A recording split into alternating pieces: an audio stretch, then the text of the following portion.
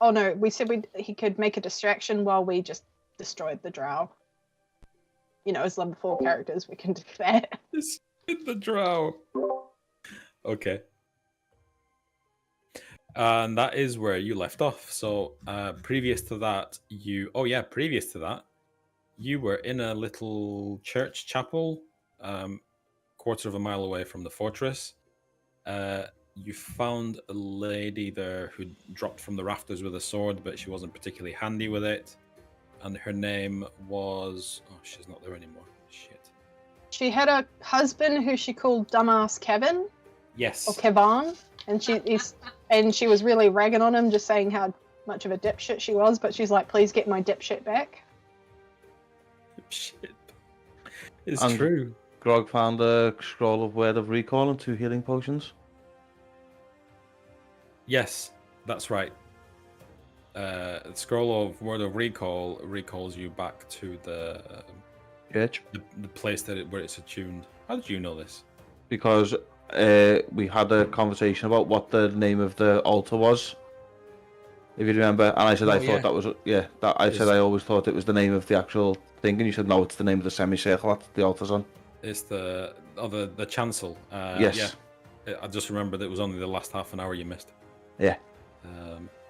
Yes. So yes, and then you found a secret passage in one of the graves, which I'm surprised he did, and had a little fight because Arya just jumped in, didn't check, and then you made your way through the secret passage to the fortress. Adric's Folly is the name of the fortress. Yeah. Oh, and Shardia turned into a mouse or a rat and threw a nat 20. And could smell time and space. And could smell time and space itself. You found the baby's dummy? Go and give it to mummy. I don't want it. She smelled a smell of formaldehyde and could hear snoring, which apparently turned out to be this guy who is called Eric Splitax. And you find yourselves this week in a room that you've invaded, beat the guy up, he submitted, and you asked him a bunch of questions. What would you like to do? 3, 2, 1, you're back in the room. Well, I don't think we can trust him to let him go. So, I mean, he said that he believes the Drow are going to kill him and his other mercenaries. But he can still make money by dobbing us in, so I think we either kill him or we see him up the passageway, along with the prisoners that are left in the castle. This is kind of a conversation we're having with... Are you talking out loud? Yeah. Are you talking out loud? Yeah. All right. He says, "Ain't no job worth my life, however much money." And Grog look at him and go, and like scratch his head, go, if you think the Drow are going to kill you, then surely you wouldn't want to be helping them, and you'd rather help us. He says, "It's only a hunch, but most of my guys hate them." How old does this Eric look? This Eric Splitax? He's about mid-30s. Okay, Grog's gonna say to him, beardy. Does he look like he's seen a battle or two? Yeah. Grog will look at him and go, well, from the looks of you, mate, you should know that your hunch is what you should be going with. You've seen enough battles, you should know what people are like. So don't give me that it's just a hunch. He says, "Look, there's 5 of you. I'm here, half asleep still. I got the shit kicked out of me by you, so who am I to argue?" Can I ask him which way he's going to leave? He says, "I'm not leaving without my men and women." How does he plan to get them? He says, "It's going to take some time, but..." Does he know about the passageway? What passageway? So if we sell him that information, will he help us get the slaves out as well and take them with him? Anyone that's left in the castle. He says, "Sell me? I've not been paid yet." No. You agree to, on your honor, on your ancestors' honor, agree to get the any remaining slaves out. We will tell you the route to take. He says, "We'll get slaughtered." That's assuming anyway? It's assuming I can convince most of my people to even come with. There's a few I can trust, but there's no way I'm going to get all those people out of here. There's 60 or 70 of them. What, slaves or? Yeah. And drow. How many drow? 60 or 70 drow? Yeah, but they come and go quite a lot, so sometimes it's 60, sometimes it's 100. Grog's I never know. Grog's going to turn around and go to him. So you're worried about the drow finding us and killing us before we get out. Is there anywhere in this castle that we can make a diversion big enough to distract the drow? He says this fortress is locked down tight. Well, it's not, because we got in, plainly. You're only in the basement. They don't bother coming down here. So filter his men out one at a time. Okay, they're not as dumb as they look, though. Howard, is he not even curious how we got in? Yeah. He says, in fact, he asked you before you beat the shit out of him, "Who are you? What are you doing here?" And then you kick the life out of him. So he's sat there like battered and bruised. I think the only way we give him the exit, and this is kind of talking to the other party, is he helps us get the others out. Got to try and save the people. Okay. I don't think we give him any nobody's closed the door. Oh no, we closed the door. We definitely did. We because myself and Sarah were having a look out, and Sarah's got her little owl on top of a little sconce, and we definitely shut the door. But I have a question. You said I could smell formaldehyde. Mm-hmm. And here's a question, because I know formaldehyde fumes burn like buggery in your throat and it can like really kill you. But does Angel know that, and is formaldehyde flammable? Because there might be our distraction. I mean, do you have an alchemy background? No, I have a herbalism kit. Two different things. Give me an intelligence check. Oh, please. Oh no, I've got to do this one. The Foundry. Intelligence, where is it?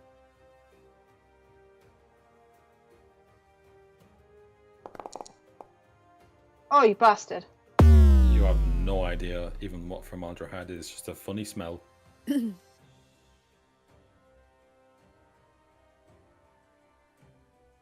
So he says, an artificer might know. Yeah, you're more likely to know. I won't make you roll for it. Formaldehyde. Unfortunately, I'm not a real life artificer, so is for formaldehyde. Is it flammable? No, but the fumes can kill you, and I know that because a student I worked with told me about a lab student that dipshit didn't put down the fume cupboard, and he inhaled a load of formaldehyde, and it permanently damaged his throat. Holy shit. No. Like, it fucked him up so bad he tried to sue, and they were like, put the safety mechanism down, it's not on us. You know it's used for embalming. I think that's kind of a standard common use, but it's whether it's flammable or not, isn't it? So from your background as an artificer, you kept formaldehyde in various forms, liquid. You know that it's actually explosive as a liquid and flammable as a gas, and also poisonous when the fire is set. Okay. So poisonous fumes from the gas. That might be a useful substitute then, if that's what you smell, and you've told us that. What are we going to do? Are we rescuing the people? Because Phaedra really has to rescue the people. You kind of have to. Okay. So do we need to get this guy to tell us where the people are and leave him under guard or locked up or unconscious whilst we go find him? He says, "Look, I know you're toiling over this. I can tell you for certain. First of all, the prisoners are being kept in the ballroom in the center of the fortress upstairs. Here's my keys, and it gives you like a big bunch of keys. It says this will get you through most doors in here, not all. Second floor, no, they won't. That's where most of the drow sleep. But it says, look, if you get those people out of here, my guards aren't going to chase you. They're not going to shoot you. I can tell you that for certain. We didn't even know what the job was until we got here. What do you reckon? Do we let him go? Do we trust him? I think at this point he's our only option. He doesn't want to work for them. He quite clearly hates them. So even if all of the guards don't go, he's going to take some of them. I mean, we could just leave him dead. Yeah, but We that don't have means to let him go. that means more mercenaries gunning for us, the ones loyal to him. They might want revenge. Okay. In that case, then, if he's willing to turn a blind eye, once we've rescued the people, or when he proves that he's trustworthy, we'll tell him where the and how we got into the castle. Because if he doesn't know about that, he'll need to know how to get out. Because it's probably an easy way for him to get his men out. Wait, if you're gone, how are you going to tell me? Where would we be gone? We've got to get the people out. You've got to prove yourself trustworthy first. Tell your men to stand down. First of all, these people are bedraggled. These people are... They've been through hell. They're not going to move fast for you. They're not going to run. And you're going to have to get them out of this place pretty quick. Okay, we have a route for that? The front door, the side doors. I'm assuming you've cased the place before you came in. You look smart. You cased the place, right? Sure. We know exactly where we are. I'm not even going to make you roll deception because that didn't sound convincing at all. He says, listen, don't get those people killed. I mean, I know they're going to die eventually, but not on my watch. Well, then stop us, give us a hand, and help us not get them killed. What do you want me to do? Get us to where they are, and let us do a proper casing of the place, or draw us a map. You said he hasn't been paid, correct? Yep. What happens if we tell him that I assume that there's going to be gold in the castle. What happens if we tell him we'll steal the gold for his payment and give it to him if he helps us? He says, don't think I've not thought of that already. Most of the gold has been ransacked by the drow advance parties before we even got here. Believe but the drow must have some gold. Maybe. They'll have... Certainly got interesting weapons. As you might have noticed, there's no shops around here to spend the money in. They probably won't be carrying any cash around here, but yeah, you can check. You don't want to come across them, though, believe me. Come across a few. Hey, come across a few, killed a few. Oh, wow. Hundreds. You've killed hundreds at once. Because that's what's here. Grog puffs his chest out and goes, I think it's just about fair odds. He laughs, but not with amusement.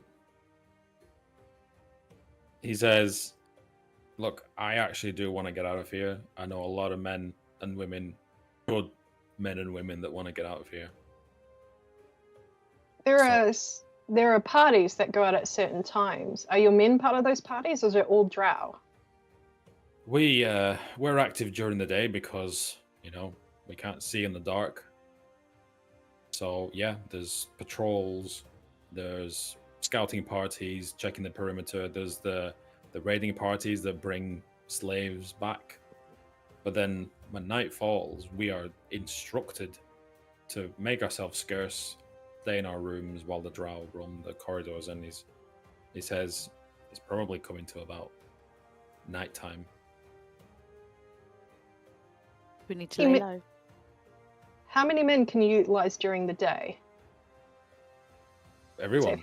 It's all hands on deck. It's 60, 70 good men and women.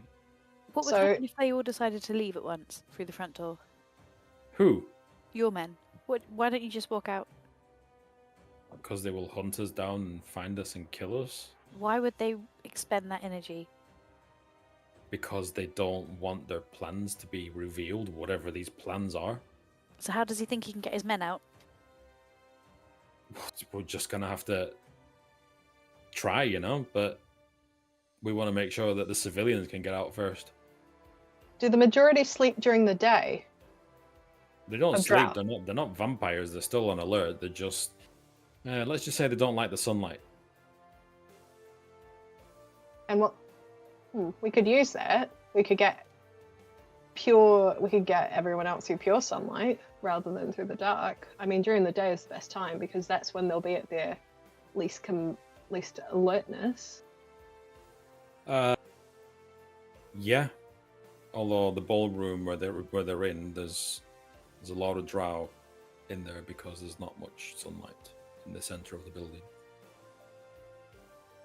And then there is...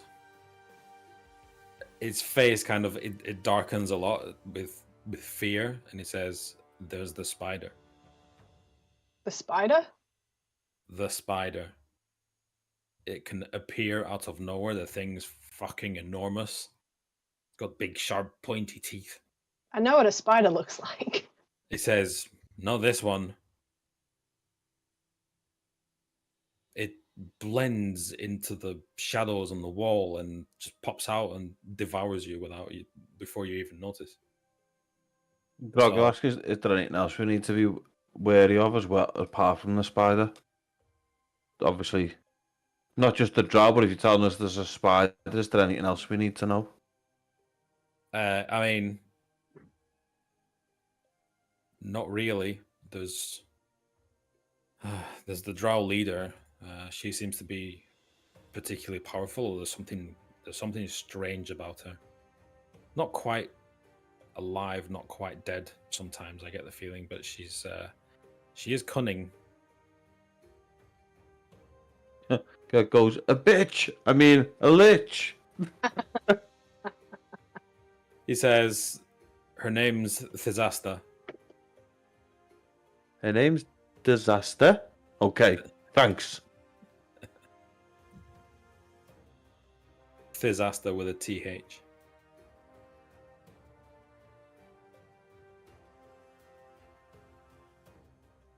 It sounds like our best bet is to act during the day if everyone's... Oh, thank you. If we want to act then, I mean, I think the formaldehyde as a distraction would be a good idea. Definitely get them off our back. Yeah. What does the rest of the group think? Grog's getting quite annoyed at this. What's his name? Did you say Eric? Eric Splitax.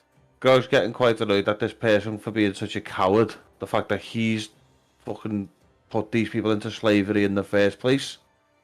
Regardless of the fact that he did... regardless, well, he knew from the get-go when he was asked to round people up, he still done it, regardless. And if there's 70-odd people here, he sent his people out a few times on patrols. Grog might be dumb, but he's not dumb. So Grog would like to roll an intimidation roll, please. How are you going to intimidate him? I'll tell you if I succeed. 12. Go on. I'm going to use my inspiration and roll that again. Because I actually think this is worth it. Intimidation. Oh, fuck's sake. 13. Go on. Grog's going to turn around, get dead close and go, I don't like... Poke him right in the chest. I don't like people like you. I don't like bullies and I don't like people who pick on other people. And who do it for their own gain. You either help us free these prisoners and you take your chances to die up there like a man, or to pull the axe off me back and I go, or you die here like the dog that you're pretending to be.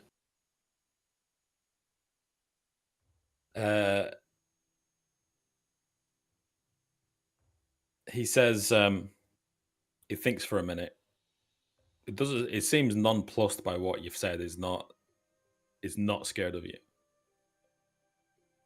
He says, "Don't think I've not thought about it. But my duty is to the men and women that work for me.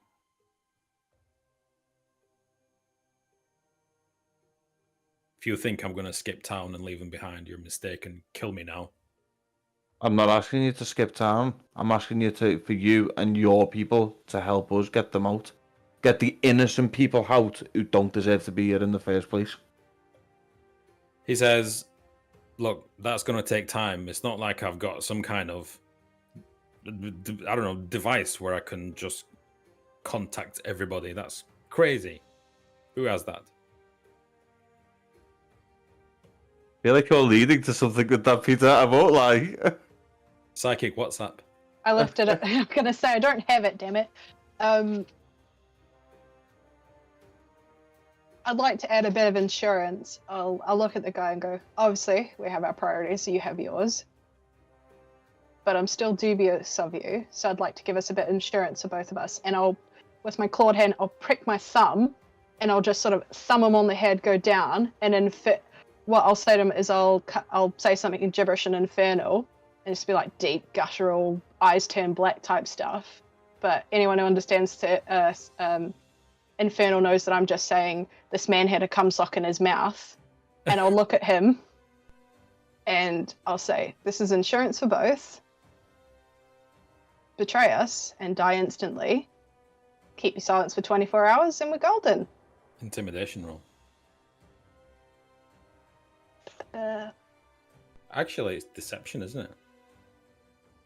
Yeah, it would be deception. Because this sucker, I don't think he knows anything about, like, druid magic. Oh, Hopefully he doesn't speak infernal. Fuck! 9. He looks up, like a bit cross-eyed, looks at this thing that you've drawn on his forehead, and he says, "You think you can scare me with your mumbo jumbo? Either you're serious about this, or you're not, which it doesn't sound like you are. You haven't scouted the place out. You're trying to intimidate me and badger me with the same stuff that you say that you despise. I think you're the ones that aren't trustworthy. So, kill me." And he holds his hands out.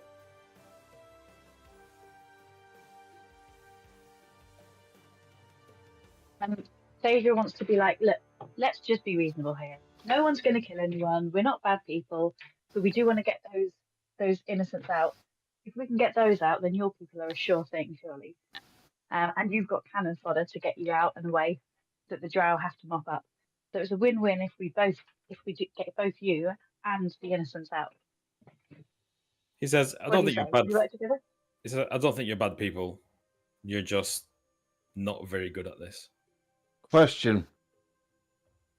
Is it your people or the drows with the archers on the walls? He says, "During the day, it's my people. During the night, it's their people."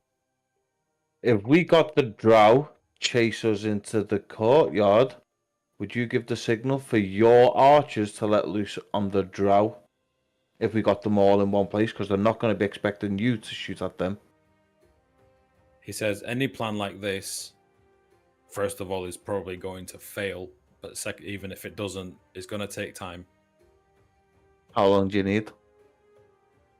Give me a day." I think we give them the day. But that actually sounds like it might work. I think we give them a day. I think we go and wait in the chapel for a day. Yeah, I'm for this. I missed that. Can we not make some headway in scouting this place out during the day? I mean, I've already flown around it as a bird. So we know that there's... There isn't much of a courtyard. You did see that. So it'll basically be a kill box. But we have a getaway free card in that we have that scroll of recall. Yep. How many people can it do? 5. Is it 5? Just for us.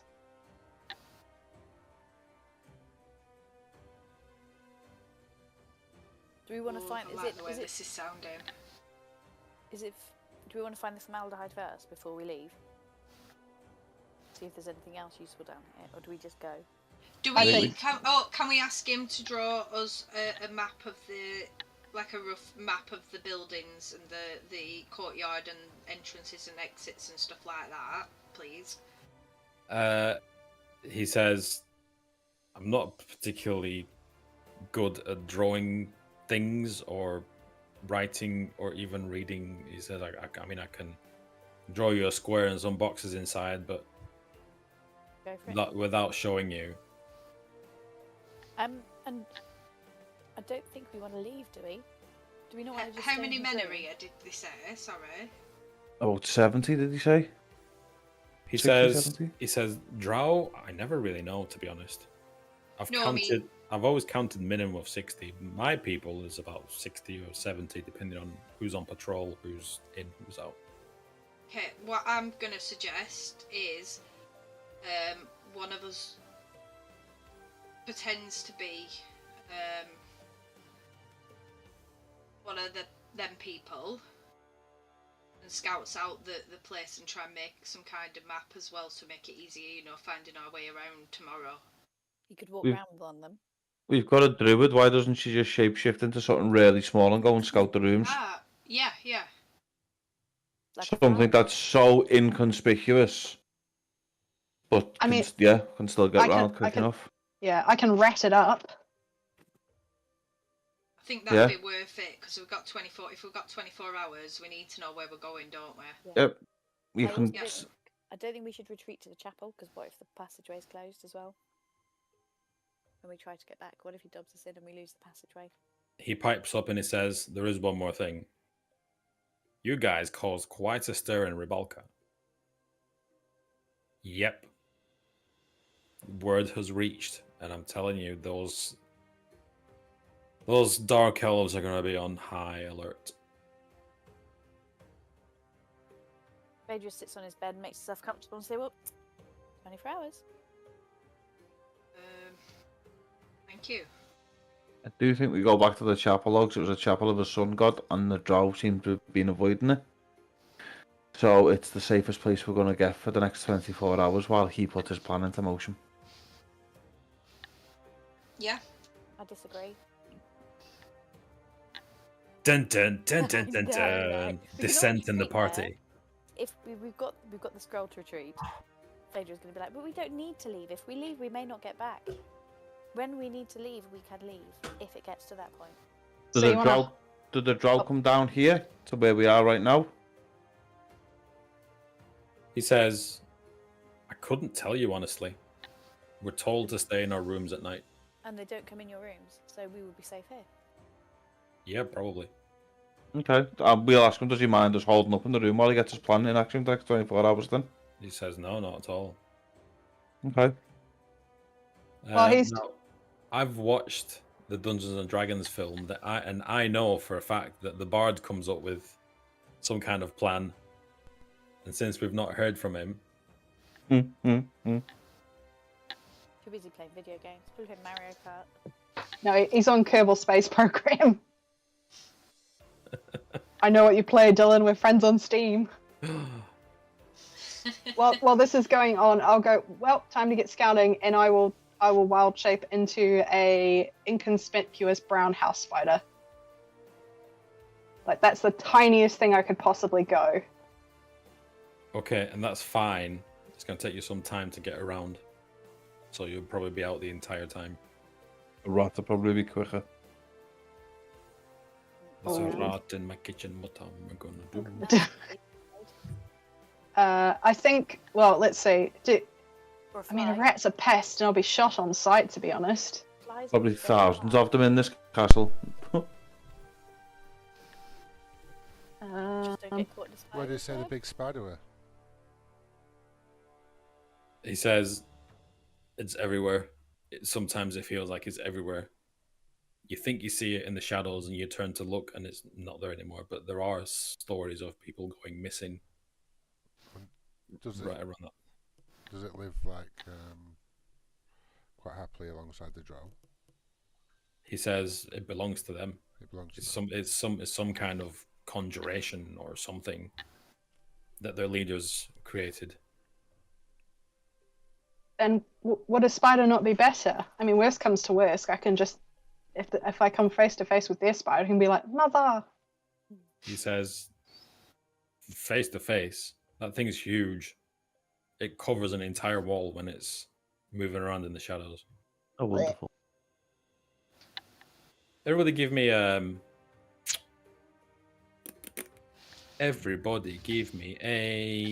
intelligence roll. Is this to see what we'd know about the drow god and stuff like that? Yeah. Seeing as no one's got really. Oh. Take it back. Intelligent. We rolled a 19. So the DC is 20 here, since none of you really know the drow. God damn it! I rolled a 19, but it turned out to be an 18. Oh yeah, because you got -1. Somebody throw guidance on me! Quick! You don't know what what spider is talking about. You're just assuming it's just a massive spider that you've already seen once anyway. You remember in the basement? Yes. Oh, yeah. Oh, that thing. We've already defeated one, haven't we? So that'd be easy. No, what I'm saying is that you've seen a giant spider before. Yeah, exactly. Yeah, that's what it is. Yeah. Just a big spider. It's one of those. It was easy to kill. Wish I'd rolled better on my intelligence check. Grog is the smartest of us all. That's worrying. That is. I'm still going to stick with the spider. Still think that's a better choice because That's fine. spiders eat rats. That is fine. Would it not be religion check? Here, sorry. No. No.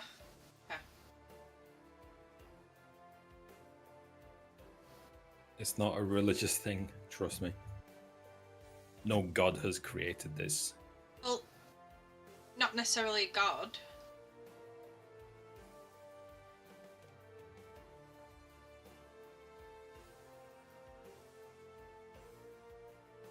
I suggest the rest of us get some rest while Andrew is scouting.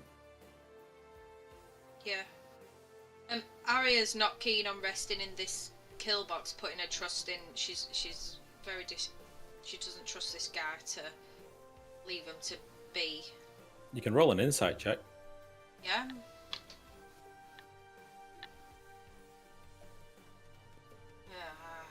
With There's other advantage, rooms on the since corridor you. as well. Is you it can worth do- us checking them out? As if. Double 8. Two Like- fat ladies. Yeah. You got an 88. 8. Yeah, I guess I trust him. No, That's it's still in not. You can't read his face. I mean, he probably used to be really handsome once upon a time, but is obviously into some kind of contact sports like boxing, most likely. He's got huge hands, so his face is kind of bent here and there, but Chris Eubanky.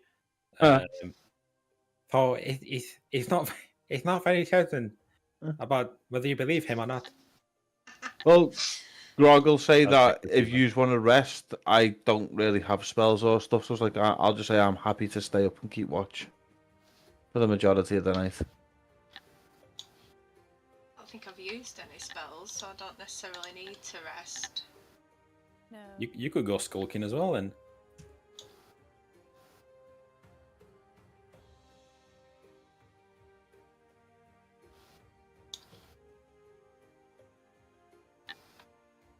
So where will I find you guys after I've done my little run around?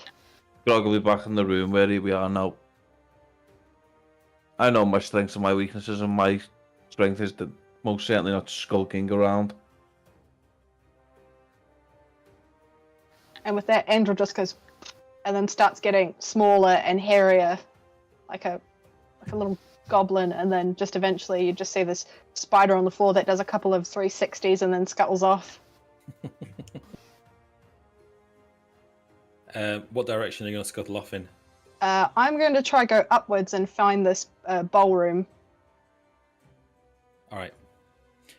So you head out into the corridor. I'm not going to morph you because it's going to be a massive pain.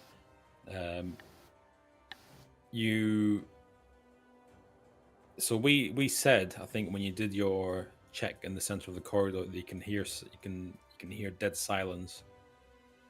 So you can either go left down the corridor or right, and then we'll skip through. I left. Right. You head down left. You head down to the left. At the end of the corridor, you see some stairs going up. I won't go on the floor. I'll go on the ceiling and go upwards. Okay, are you going up the stairs? Yeah. Okay, let's see if this teleport works. Oh, maybe not. Damn it, this teleport doesn't work. I can't see a map. Why? No, I can't either. Am I on the No, right? my game is. I'm on the home screen with the okay. paused. Oh shit, yeah. Apologies. I always forget. Yeah, you forgot last week, and it's like not until you start saying this over here. Like, what? You scuttle up the stairs. I can't believe this teleport doesn't work. It's literally called stairs teleport. The Scales, Peter. Yes. Very good, very good. So I'm going to drop you. So you head up the stairs and you are in a room. Actually, it smells quite nice. It smells like fruit. And you look around and you see a big, it's almost like a market box of supplies. All looks fairly fresh and. Yep, this is obviously the supply room. There's a desk in the middle of the room. There's random supplies like toilet paper. That's where it all went. Damn. You hear chatter in the room next to you, and yeah, loads of doors in here. Before I go into the chattering next door, can I see what's on the map?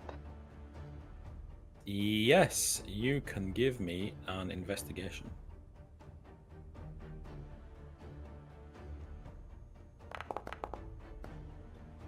13. You have a look at the map, but you're too. You're not too close. You have a look at this map. It's no map you've ever seen before.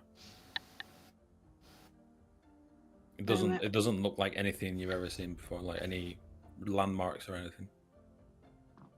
Okay. Then I'll make my way over to where all the chattering is going, and I will make my way, get through the crack and head up onto the ceiling. Okay.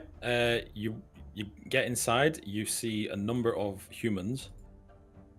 They're lying in like on the floor basically, but it's like filthy rags and rugs and whatever they can get together to do makeshift beds. They look pretty miserable, and they're all just basically complaining. It's like going into a staff room at work, except everybody hates their jobs and they just fucking complain non-stop about it. So it's like a normal workroom, okay. Yeah, just a normal workplace. They're talking about unionizing. The conditions are appalling, and also they might die at the end of this. And they want dental. Yeah. I will scutter my way over to this room. You exit this door, and you are in a corridor. Do I hear anything apart from the work bitching behind me? Not really. It's pretty quiet down here. I'm gonna head along this corridor here. Okay, you reach the end of the corridor. It seems to be turning into a bit of a maze.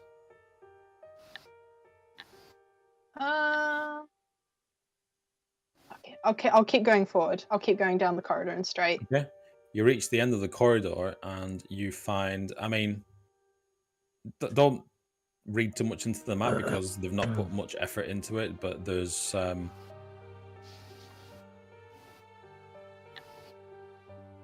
like rotted furniture in most rooms that you walk into and not much else.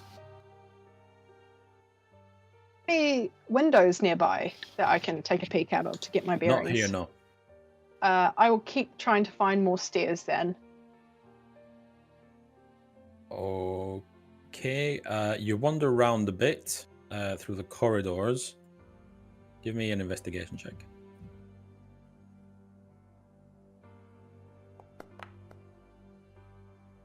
$19. Ooh! So at the end of this corridor, you hear like whisper talking. I'm gonna make my way into that room. There is no room. It's a wall, but you can feel, as a spider, you can feel like a bit of a breeze coming through, and you could probably climb through a crack. I'll wedge my little body in. Okay. You wedge your little body in, and you are in a room. Oh, that's the wrong guy there. You're in a room full of dark elves. There is one of them sitting on the throne. It appears to be, well, a throne room. The ceiling yawns 20 feet overhead. It's supported by elegant marble arches, and between each arch is various banners hanging from the arches. All the banners bear the symbol of... Oh, thanks for that. All the banners bear the symbol of a spider on the back of a hand. Back of hand. And I've never seen anything like this before. No, and these dark elves are in deep discussion, some kind of heated discussion, but have you got Undercommon? Yes, I do. Yes, you do. Wow, what luck. So they are discussing. I mean, you're only halfway through the conversation, so you're not quite sure what they're talking about. But they seem to be planning something about in the next 6 days. The reinforcements are going to arrive at some point in the next 6 days.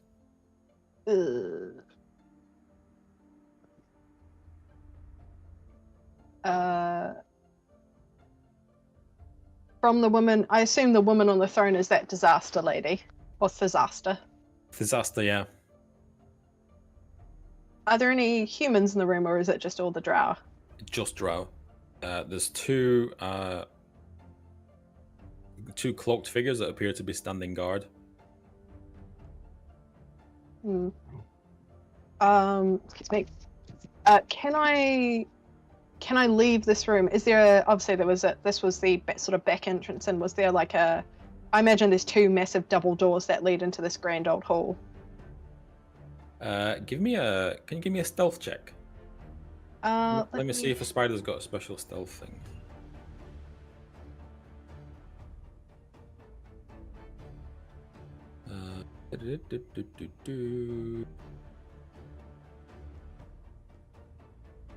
Stealth +7.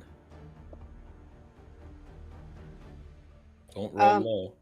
I can't get my token. I'm back downstairs where we were in that dude's bedroom. Just roll d20 and add 7.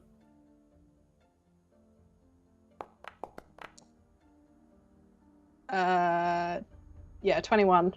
Okay, so there's the woman sat on the throne, and there's another younger girl, kind of looks like her. Again, the really pale face, you know, for someone that is meant to be a dark elf, she's got, you know, it's like virgin on purple pink, like Parma violet color. And she just puts the woman on the throne is talking, and she just puts her hand up and she says shh, and she listens but doesn't react, and you leave the room. By the way, you're not down there. I've moved your token. Oh, thank you. So I leave out this way. Oh, you leave that way? Yeah. You're gonna have to give me that stealth check with disadvantage then. I thought you were going out the same way you came. Oh, okay. Let me... I guess I just rolled 2 d20s. That adds 7. 6, that's 13. 12. 12. That's the magic number. She holds her hand up and she says, A wild shape is in here. In Undercommon. And the two guards snap to attention and they start looking around. I immediately find any crevice that gets me out of this room. Okay. You go through the nearest door and you end up in a courtyard of some kind. A very small one. It's open to the sky. You can see that it's dusk outside. Oh. You look up, you see balconies about 15 feet above. Carpet of vines scaling the walls. I'm going to merge in with the vines and crawl upwards. Okay, you begin crawling upwards and you hear the door open and all the people that were in the throne room come out. The guards have their swords drawn. And the main woman that was sat on the throne is carrying some kind of staff. As she steps into the dusk light, she doesn't seem to be bothered by it, but her cloak seems to shimmer in this strange silvery glint. As you run up the wall, I'm going to need another stealth check. Okay. Oh.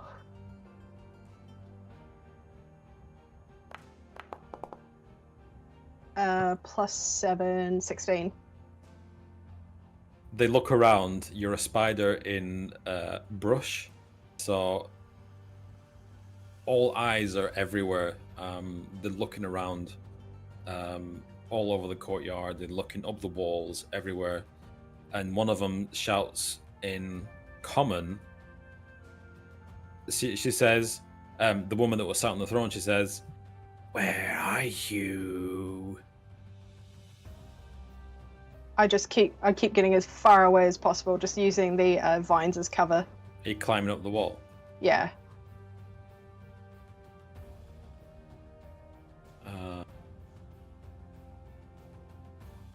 Okay, you reach a windowsill, or a balcony rather, sorry. I go in. Okay. While all this is going on, what's everybody else doing in the room? Anything in particular? Are you like playing chess? What? I'm sending Screech up and down the corridors a little bit, just to have a look round within range. Who's of my Screech again? ability. It's my owl, my familiar. All right. Well, obviously it can't open doors, so yeah, you just find a really, really, really long corridor. And juicy rats. No rats here.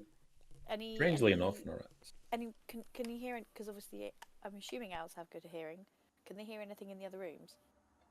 Is there people moving around in them? They're all empty. Nothing. In that case, Phaedra's going to be like, guys, let's go look in the other rooms. Come on, let's go see. There's nothing in them. Arya's up for that. We go adventuring. Where we're looking? The rooms, like maybe this room, and we could have a look outside and just check a couple of rooms. Because we missed a few doors, didn't we, on the way? This way? Or did we not? No curiosity killed the rat. But satisfaction brought it back. Right, so right outside the room that you're in right now is what appears to be some kind of barracks. There's quite a lot of training dummies, obviously used quite extensively for training. There's a lingering smell of sweat in this room. So obviously this is where someone trains in. Anything else that looks interesting? There's a very light mist on the floor. It doesn't go above your shoe. Okay. Does it smell of anything? Is it cold? Is it? Let us have. What? Religion. I'm back. Legion. Oh, didn't know you were gone. Thought you were being a bit quiet. Oh. Sorry, 20, 23. Yeah. Your dice are the wrong way around, Sarah. I know. It's like my life. 23. So this mist, you've read about it. It seems to like you put your hand on the floor, you can feel that it is freezing cold, like ice. And you realize then that kind of your feet have been quite cold the whole time, just standing around in this mist. And you've read that this usually heralds like the proximity of the dead. Okay. So my necromancy senses are tingling. Is there any other exit out of here? You're not a necromancer, are you? No. Okay. Just checking. Phaedra's Never know. going to be like, guys, getting a bad feeling about this place. Not sure we want to go any further in this one. Eric says, be careful, the dead walk the halls.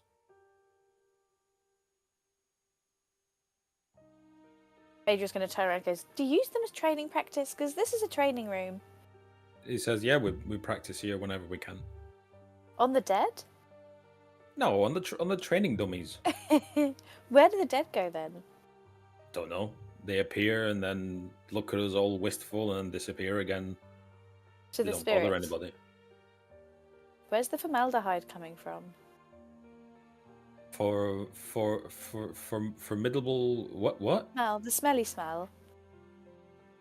The smell. Oh, that's the tanning room down the corridor. It's where the drow doing something with pelts in there. I'm not sure what they're doing. Oh dear.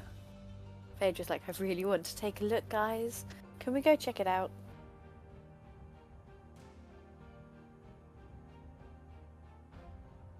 If you guys are up for it, do we want to explore any further in here? Grog looks round and goes, I am not moving out of this room until I have to. Phaedra's like, will come and have a look with you. yeah. Should we go?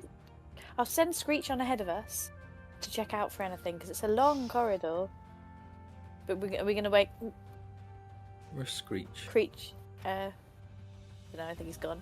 He was outside. Go for a gander. I mean, as I said, Screech can't open doors, so he's just gonna flutter down corridors and back But again. you can listen out and go ahead as an advanced scout. Yeah, he's just flying up and down the corridor, nothing going on.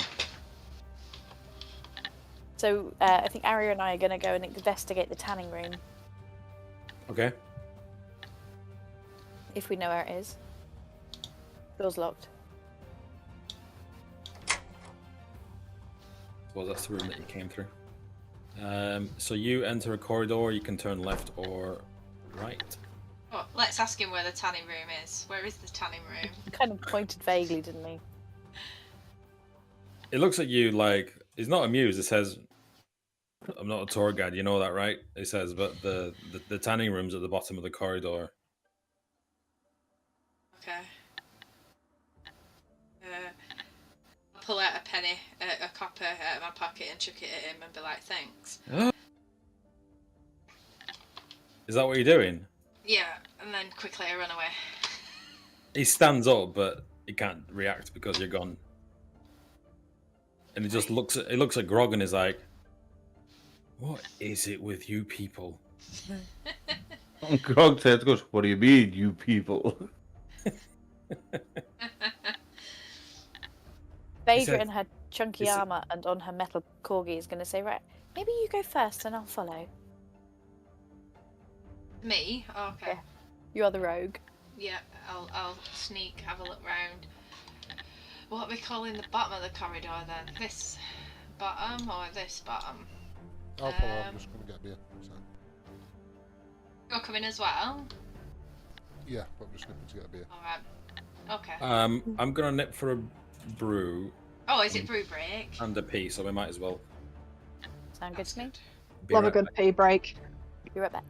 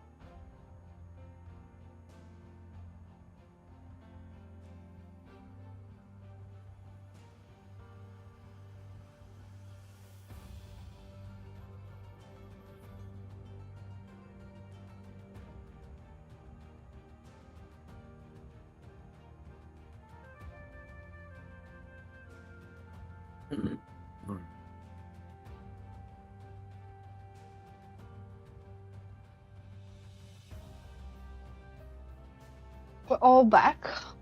Yes. Oh, what are we gonna do? They found me. Shit.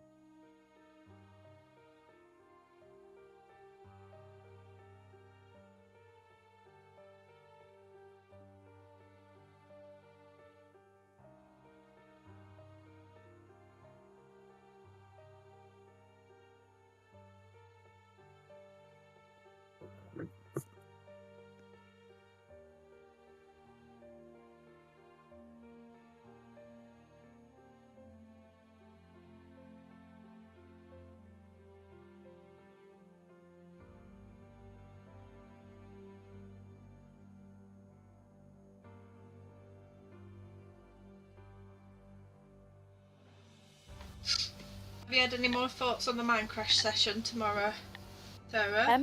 Yeah, whatever time's best because we haven't got anything on. So. Oh, lovely. Probably like just after lunch will be better for us. I've got to go and get the girls' new trainers tomorrow, but then they've got to be finished by probably the earlier the better to finish because they've got to go and have a quick tea at my grandma's, and then they've got to be there by 5:30 for the show, and I want them to have a bit of wind down time. What is their performance anyway? Oh, they're in Pinocchio. Where's that? Just at Aussie Civic. Aww, they must be well stoked.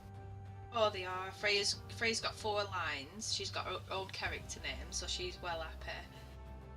And Nala's not happy about a little dress thing that she's got. She's like, it's so ugly. I need to see some pictures. Please take some pictures for us. I will do. I have got, like, they've took one while they were there. Have they done like a dress rehearsal and things? Yeah, they did a dress rehearsal, so I don't know whether you'll see it any good on the camera, but that's Nala in the yellow dress. Oh, so cute. Aww. And this is Freya in the, like, it's a bit blurry. Oh, shit. Is this one of the ones where you go on audition and it's like a drama club? No, it's just a drama club, so they just got it, and that's Freya there in it. That's so cool. Where's the Aussie Drama Club then? It's just at the Civic Theatre in Aussie. Right, we do one in Burnley, and I know Clark enjoys it. So.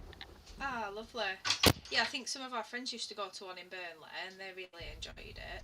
Yeah. But yeah, there's a few that do it at Aussie. You know, Fiona's lot. Yeah. They're practicing for, is it Zoozical? Ooh. Dr. Zeus the musical. Oh, okay. And I think they're on in July, but they're with a different dramatic group or whatever. So yeah, it's pretty. If you don't mind, if they do any others, let us know, because Clark would prefer to go with people he knows. Well, they go after this show this weekend. That both girls want to carry on, so they'll be going every Wednesday night. I think it's like 7 or 6:30. I can't remember the times, but I'll get the times and I'll let you know. Really awkward. I think it's about $4.50 a session or something. So wow, yeah. Sounds good to me. If you don't mind us tagging along. No, I'm sure that Nala and Freya will both like to go there as well. I can afford too much. Sure. Yeah. One child. Oh, sorry. I was going to say that's cheap for a child-free evening, £4.50. Yeah. Well, this week's been good because it's been like really long while they've been practicing. So it's 5:30 till 9:30. But normally I think it's only a 2-hour session. It was a good time though. Oh, it's been brilliant. It's worked out really well for me this week. Yeah. But yeah. Normally it's just Wednesday evening that they go there. Yeah, I mean, if they want to play tomorrow, great. If not, if it's going to be too much because they've got everything's on their mind. Well, no, they want to play it on my Harry Potter game, but when I mentioned Minecraft, because we've not done it for ages, they were both like, yeah. What if there's a Harry? We can play the magic map if they want. Oh yes, please. I there might is enjoy it. Magic map. Clark's, we've just got on to Goblet of Fire, is where we're up to now. I'm reading them with Clark, nice. and he's absolutely obsessed. He's done the audiobooks and the films for the first 3 as well. Oh, bless him. So it's nothing but that's terrifying though. Yeah, let's have a Harry Potter map tomorrow. That'll be good. Yeah, okay, I'll do that. 1 o'clock, 12 earlier. Probably half 12. Let's meet in the middle there. Yeah. Okay. It's a date. It's a Harry Potter date. Yes.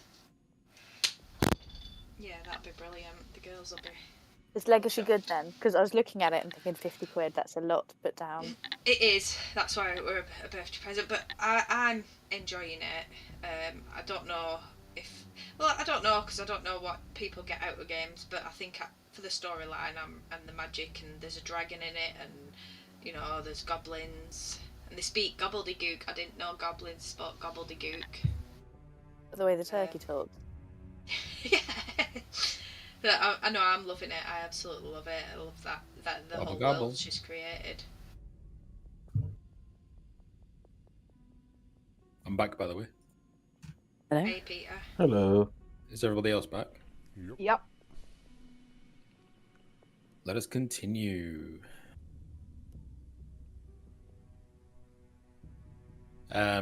Okay, where were we? You were checking out the corridors. I was very unstealthily following behind Arya and, yeah, keeping my distance so I don't give her away. Okay, I mean, there's a bright light coming off you. Oh, is that where the tannery is? I don't know. Let's check it out. I shouldn't have a light because I'm. Oh no, I do. I have a light. Oh right. I might wait for you to go. You would really like a signal to say it's clear. Maria just rolls her eyes like, shh, light. This room has a metal door. Unlike the others, it's just a solid, not solid metal, but it's reinforced metal. Is it locked? Very much. It's extremely locked. Okay. I've got some lock picking tools, and I can also use my mage hand to lockpick because it's a thieves mage hand. Wow, you're such a lazy rogue. I am. Yeah, I might step back and just like get the mage hands. I don't even go in my pocket. The mage hand just goes in my pocket, gets the lock picking kit, and then mage hand it. Phaedra's going to be like, wait. Are you sure we want to open this door? Dead people, remember? I'm not ready to fight. A mage hand is spectral floating hand. Lasts for the duration. The hand vanishes. You can use your actions to control the hand, manipulate an object, open an unlocked door, or container. Is it an unlocked? It doesn't say that. You can. You can use thieves' tools to pick locks and disarm trap. It's not just a standard mage hand. It's a special one. Is it legerdemain or something like that? Something like that, yeah. You can use thieves' tools to pick locks and disarm traps at range. Does it say that it uses your stats? You can sleight of hand check. Oh, that's against a creature's wisdom perception check. I don't know. I presume so, because I'm controlling it, aren't I? Yeah, but it wouldn't have your dexterity. It would have its own dexterity. Well, I mean, by all means, go for it. It doesn't have separate stats. It's not like its own sentient being thing. So lock picking. Sleight of hand, is it locked for lock picking? Yeah.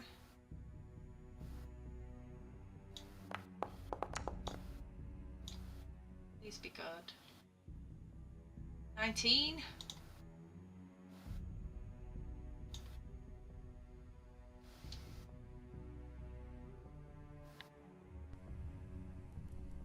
You can use sleight of hand to pick a lock. There would be no. Oh, it's spectral. No, it's not. It doesn't have to be invisible. You can make it spectral. You don't have to.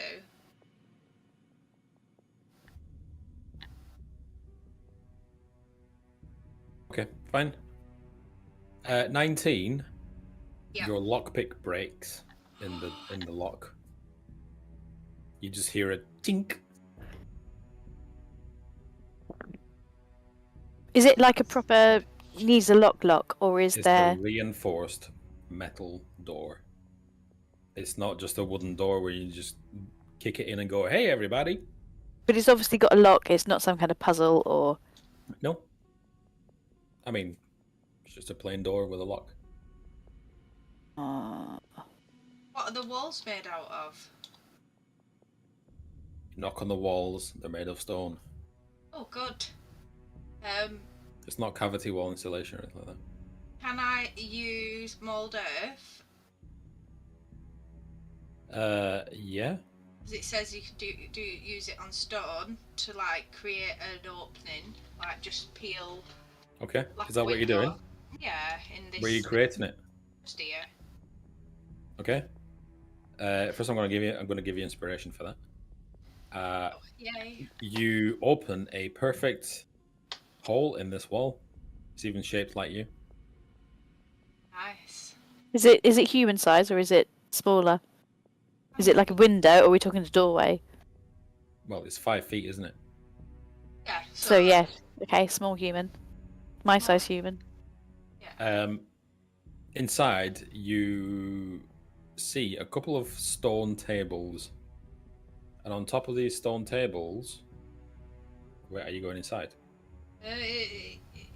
I'm checking there's no like people in first, like put my head in. But yeah, pretty much if everything looks pretty. And Phaedra's gonna be like, wait, we did this last time and it went wrong. Let's take a good look first. Okay, have a good look round. You have a good look round. It's an empty room apart from 2 stone tables.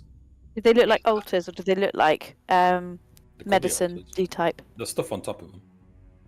Stuff as in medical equipment, scalpels, or stuff as in vestments and... As in potions and money. Ooh, yes, right. No, that's too good to be true. Phaedra's going to be like, why don't we try Mage Hand first before we go in? Ooh, mage hand the money. Yeah, okay. I like it. Okay. Mage hand, in you go. Pick me some money up, and off you come. Okay. How much can it carry? Oh. Because there's piles and piles and piles of silver in here. So that's too obvious. There's two... And there's two bright, glowing red potions. Very large bottles. Can Mage Hand pick those up? Probably. Mage Hand's £5, I believe. £5 is it? It doesn't have the actual normal mage hand stat stuff on here. It's all about sneaky mage hand stuff. Don't worry about it. Yes, you can pick the bottles up if you want to. Okay, well I'll pick a bottle up, and then bring it to myself, grab hold of that, and then send it back in to fill, a couple of handfuls. No, that's face. That's not a good face. Let's not get too joyous here.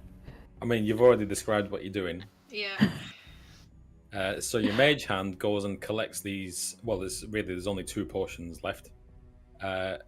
These are 2 potions of greater healing. Ooh, nice. Love that. Juicy. Does anything happen? Is there any like? Because I'm really like concerned. We've got a room full of juiciness. Oh, don't worry, it's fine. Nothing happens. Everything's okay. Nice. Yeah, and a couple of handfuls of silver then, and then I might go back in and get a third and hand it over to Phaedra and be like, "Do you want some?" Phaedra's going to be like, ooh, yes. Are we going in? Or are we just mage handing it out? Is there anything else in there apart from these piles of silver and 2 potions? No. Just mage hand it. The room's completely bare. Is it worth us telling Stickaxe that this is here? Stickaxe. We can go back, yeah. So we've got our... Take a little bit of silver each. There, you can look inside. Without going in, because we're not going in.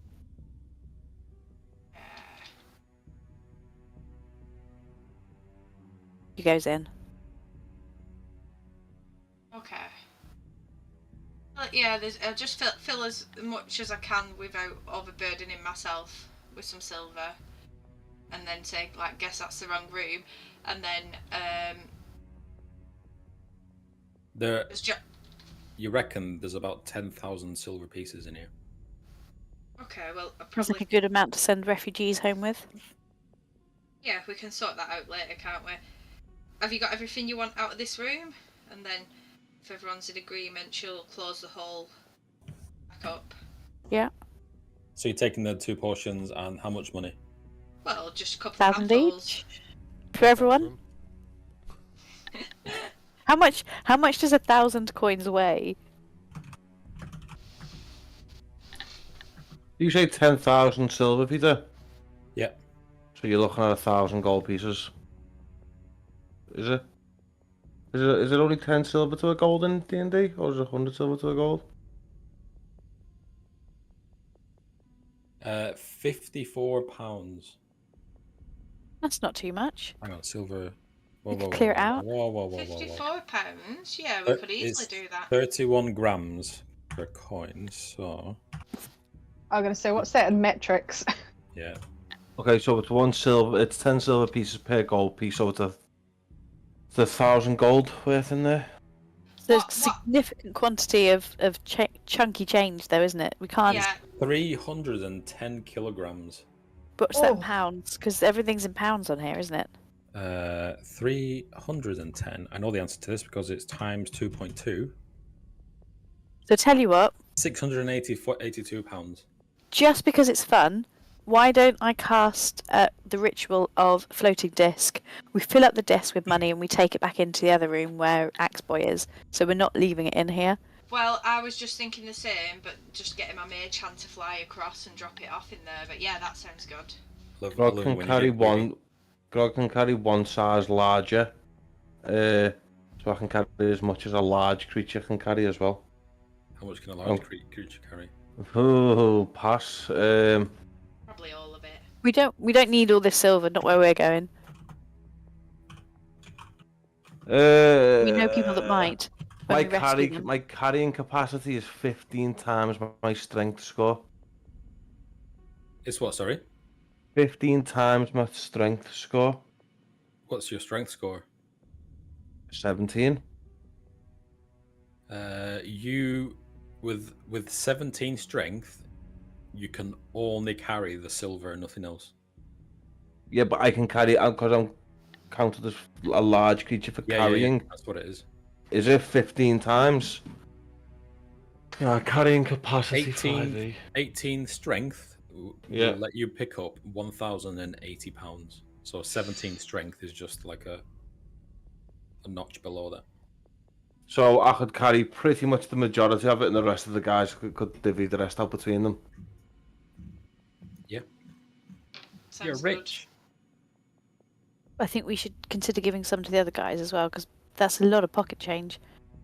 5 of us works out to 200 gold pieces a piece if you split it equally. Okay, while you salivate over the money, we're going to go back to Andrel. Unless anyone's got anything burning that they want to do right now. Nope. Right, so you're going to sit there counting your money. Andrel, you are in a very, very beautiful suite. There is a open window, well, an open balcony door. The breeze gently swishing in. You can hear voices below. Someone's looking for you. Did I get the feeling that anyone saw me come into this room?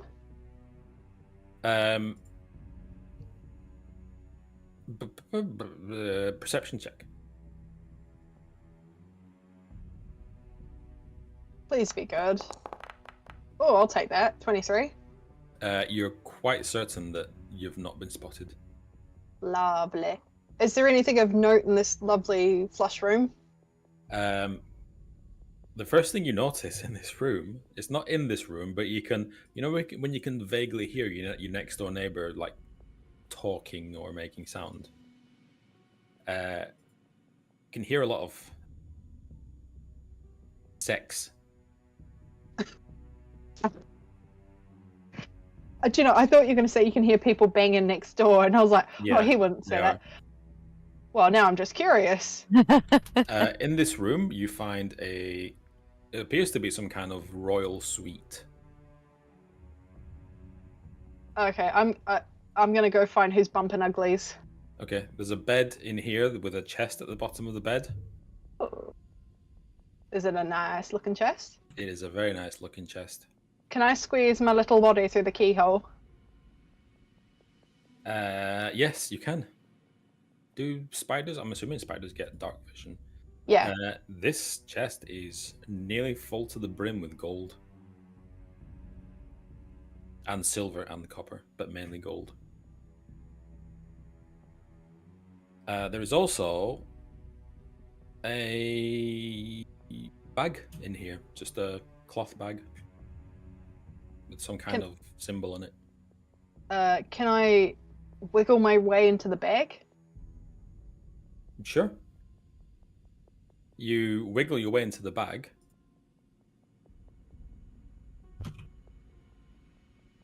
And you find yourself in a completely dark, but you can see, just an empty space that is enormous. Enormous. Oh, Lovely bag of holding. Yeah, this is a bag of holding. Oh, ha, ha. I will wiggle my way out the bag of holding. Yep. And make my way out the keyhole. Can I scutter around under the bed looking for a key? Yeah, at first glance, you don't see any keys in here. There is also in the corner of a room a metal chest that has 2 gems on it, like as decoration. The one over here. By the way, you're right at the top of the map. But it's open and empty. So there's nothing in there. Okay. I'll investigate the room next to me. Okay. Just so we're clear, it's a fair distance off this sound, but is it? Oh, okay. Obvious. Yeah, I it's just... not like in the next room. I must admit, Peter, I was totally thinking of the meta game with that bag of holding. Then the wild shaped into a diminutive creature, grabbed the bag of holding, and wild shaped back into the spider because anything she's got on her transforms with her. Is that true? No. Yeah. Anything you've got on your person when you wild shape transforms with you. So she could have wild shaped into a diminutive creature to keep hold of the bag, and then wild shaped it back into something else while she had hold of the bag, and the bag would have gone with her if she went back to the spider. Oh, I was just gonna pop out the box, see if I could find a key, open it, That's all nick the shit, and then wild shape back. It's such metagaming, but that's actually a thing you can do. I mean, I just assumed that everybody had read everything about their characters. I'm a brand new druid. If you want to do it, you can do it. I think it's fucking brilliant the fact that you can do it. If you don't believe me, look up wild shaping as well. No, I know this already. I thought that's what she was going to do. But she's like, oh, look for the key. Oh, okay, we're going down the legal route. What?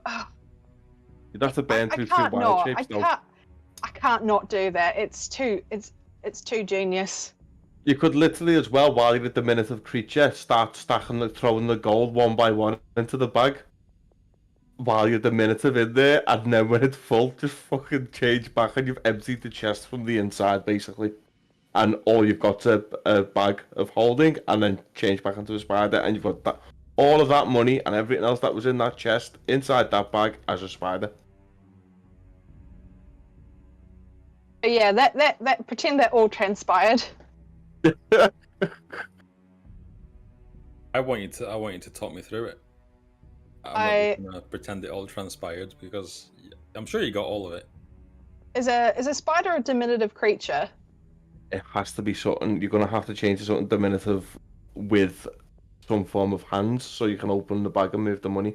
A rat would do. You could transform to a rat inside there, because a rat could just scupper the money into there, kick the money into the bag, or something like that.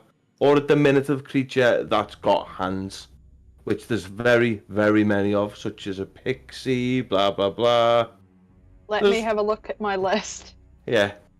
There's enough things which you could easily do this, but it would mean burning 2 wild shape. All right, while you look through that, let's go back to the other penny pinchers. What are you doing?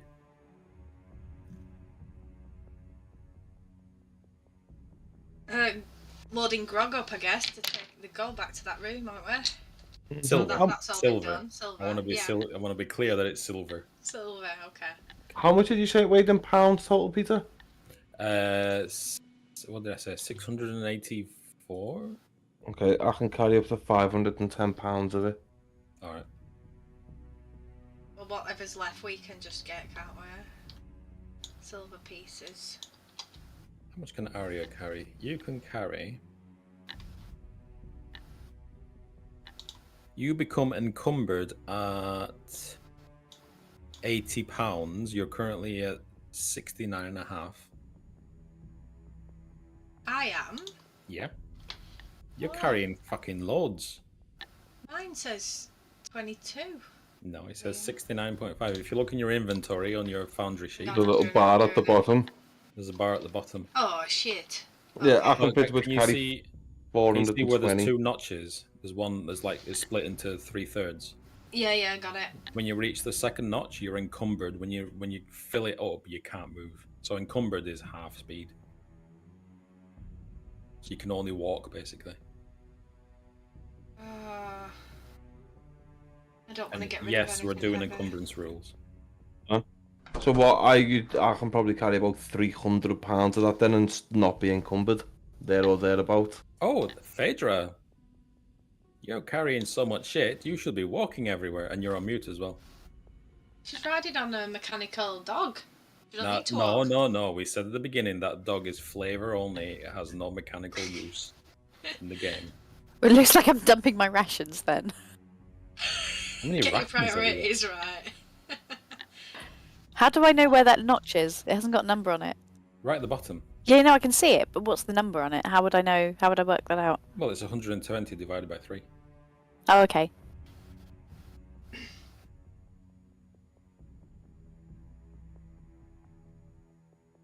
So how many silver can I get if I put silver on this? Giles is on sheet? the edge. Will it tell you? Living life. Oh yeah. Okay. 200. Let's go for 500. 340 pounds I can carry before I become encumbered, and I'm on 78. Would you like Call to it carry 80. my bedroll for me? Call it 80, 340. Okay, I can carry 260 pounds before I can carry 260 pounds of that gold for you. I can carry half of the gold. Mary, that's in there. How much you can carry. It's mad. No, imagine if Dylan cast a large on me, I could just carry it all. Taking a fortress. Yeah. Put the fortress on my shoulder. Here we go. I could strip naked, I suppose. That would Whatever turns you on. gets rid of £3. That'll be 2 of you that are running around in the nud. No, She's a fairy. She doesn't care. Grog has a loincloth. Grog has half a loincloth because the other half went to George for his ball gag. Oh yeah. Really, you just walking around. No. You know It's a mankini. With a fucking cock sleeve on. Yeah, you're like the Red Hot Chili Peppers. Oh dear. In all seriousness, if we're doing encumbrance rules, I'm gonna have to dump some stuff. Yeah, you are. And the only thing I can dump are things I need. You can always What have dump you your got? armor. I'm not dumping my armor. Why? I need to dump my water skin and my bedroll. I need important £11. things. Oh, your bedroll, yeah, get rid of that. That'll be fine. She's a fairy. She'll be fine. She just wrap herself in the wings. Okay. Would a fairy not have like a smaller water skin? What's Giles doing? Giles barely spoken. Giles has probably had a bit of a trance. Is Giles tired? Giles is tired, yeah. I can tell. You're keeping quiet. All right, I won't push you. Androl, are you finished reading? Yeah, no, it's not going to work. I use my Pearl of Power, so I've got one wild shape and I'm holding onto that sucker. But I've just realised, what's this little necklace on the side? Oh, it's a necklace with a moon on it. Can I go over and look at it? Of course you can. Into the bag. I can't get the bag. I don't have enough spell slots. I go over and touch the moon symbol with my little spider legs. I mean, it's cool to the touch. Can I puff out a wild shape and pick it up and observe it and try and see if I recognise the symbols and if it's got any? It's literally just a little like crescent moon shape. Fairly plain metal. Might not even be gold.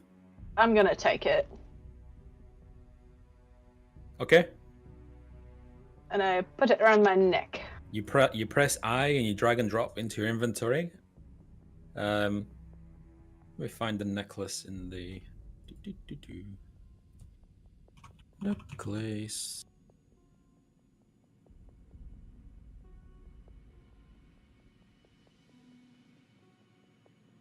Are you putting it on, or are you just putting it in your pocket? I'm putting it on. You're putting it on? Yeah. Don't put it on. I don't put it on. This is me saving your life. I don't put it on. It goes in my pocket. Okay. Had ik een necklace van Harry Potter? Everybody gets one. I'm like Spider-Man. Everybody gets one. Everybody gets one. I'm Spidey. Everybody gets one. I mean, I could say I don't want to make a new character, but I have all the time in the world to make a new character, and I'm not doing it. Yeah, but I've put too much effort. I mean, you've put too much effort in your character. Yes. Going back to that lovely chest with that lovely bag. Mm-hmm. I have a question about Druidcraft. Because mushrooms are quite moist and they feed off moisture, if I were to say grow a load of mushrooms on this chest, could that not in theory weaken the wood? Yeah. I grow... It would take quite a bit of time, but yeah. I mean, wood doesn't just go and melt. Alright, in that case... What weapons have I got? I mean, it's quite a sturdy chest to have that much money in it. It's not, it's not Argos MDF chest. Okay, can I use chill touch on the lock to the point where the lock is frozen and that it becomes fragile? Like, I don't know what the limit of chill touch is, if we're talking like -1 or... Chill touch is neither chill nor touch, isn't it? It's a no, it's spectral that hand. it's that fucking grabby ass. God damn it. Bloody useless. Why is it chill touch then? What do I have? It's necrotic damage as well, so it's not even ice. I hate that cantrip. It's so deceiving. I ain't got dick. I'm gonna just vamp back into a spider, but know that there's a bag of holding in here. And then I'm gonna crawl my way under the door and see where that takes me. Okay, it's a luscious room with a lush rug and 2 lush sofas. Unoccupied.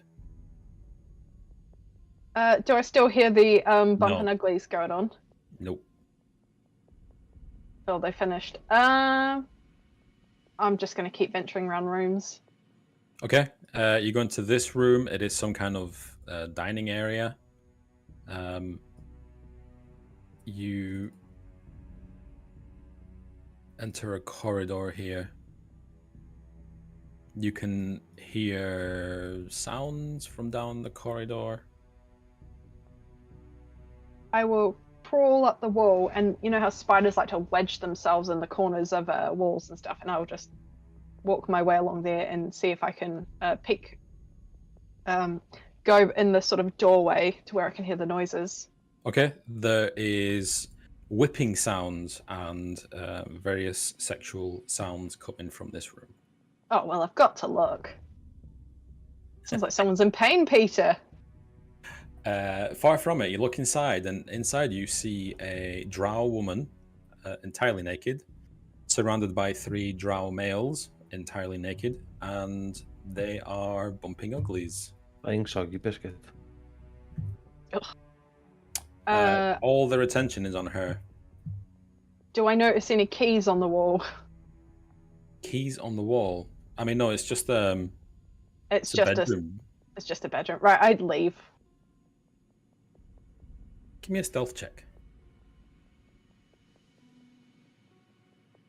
And that's +7, isn't it? Okay, yeah, no problem. Yeah, you exit that room quickly, but there is more of these sounds coming from pretty much everywhere up here. Oh no, I found the orgy floor. That room that you were just in didn't have any windows on it. In it. Oh, well, why would you? I'm gonna make my way downstairs. Making your way downtown? Making my way downtown, down the stairs, hugging the little the ceiling. It's very annoying that it doesn't teleport you. Maybe I've clicked the wrong thing.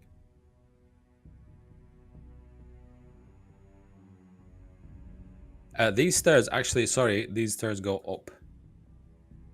I will keep going up. Okay. Up. I haven't had time to put any tokens in here, but Androl, where are you?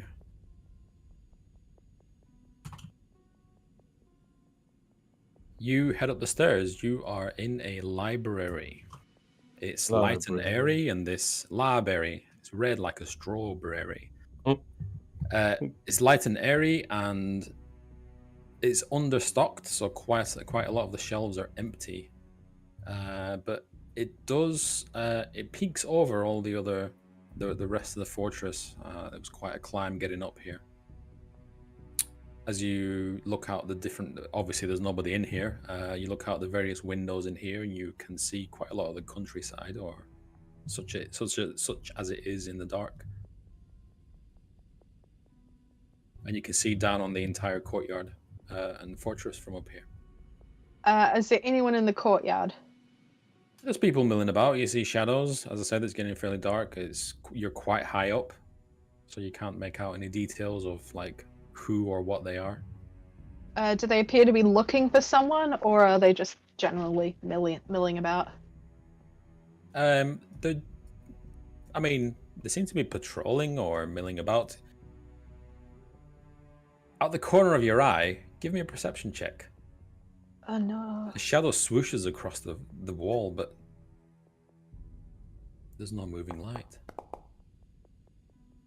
Nah. 9. Your imagination. Yeah, so you're in this library. There's people milling about below. I'm going to squeeze out one of the windows and climb down the side of the fortress and try to find a window that's closer to the basement. Or at least the first floor. Are you climbing down? I mean, you can only climb to the courtyard or on top of buildings. I'll keep going up. There's no more up. This is the tallest point in the fortress. Unless okay. You want to, climb the... I'm not going to say climb the flagpole. That's something else. But there is a flagpole on top. I will climb back into the courtyard, and I'll still continue to try to find the ballroom, but I'll use like any vines, any sort of cracks and crevices to hide myself. Okay, give me a stealth check.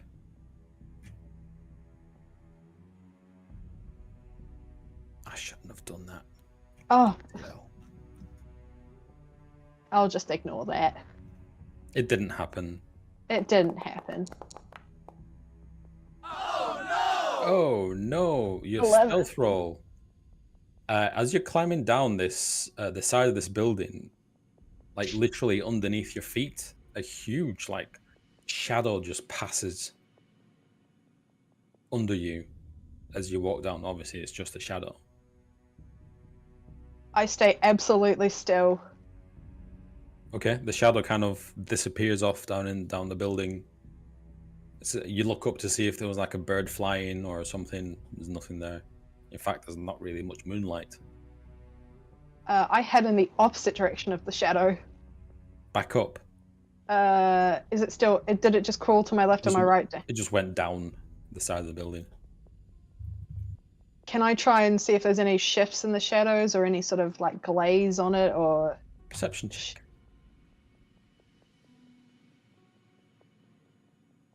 Oh, no, not performance.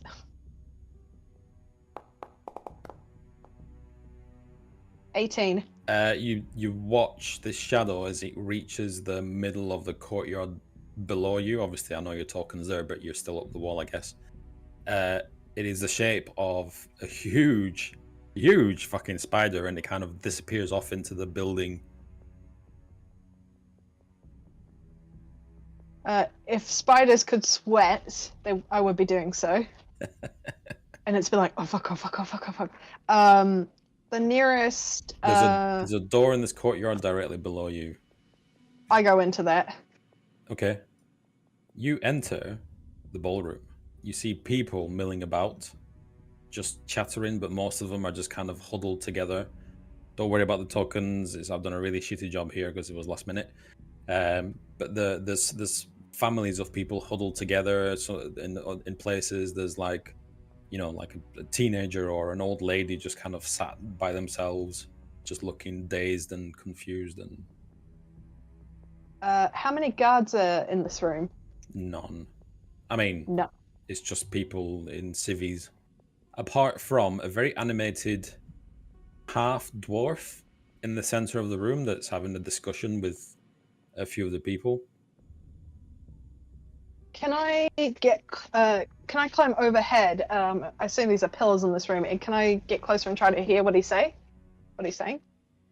Yes, you can hear him like making, trying to think of ways to escape.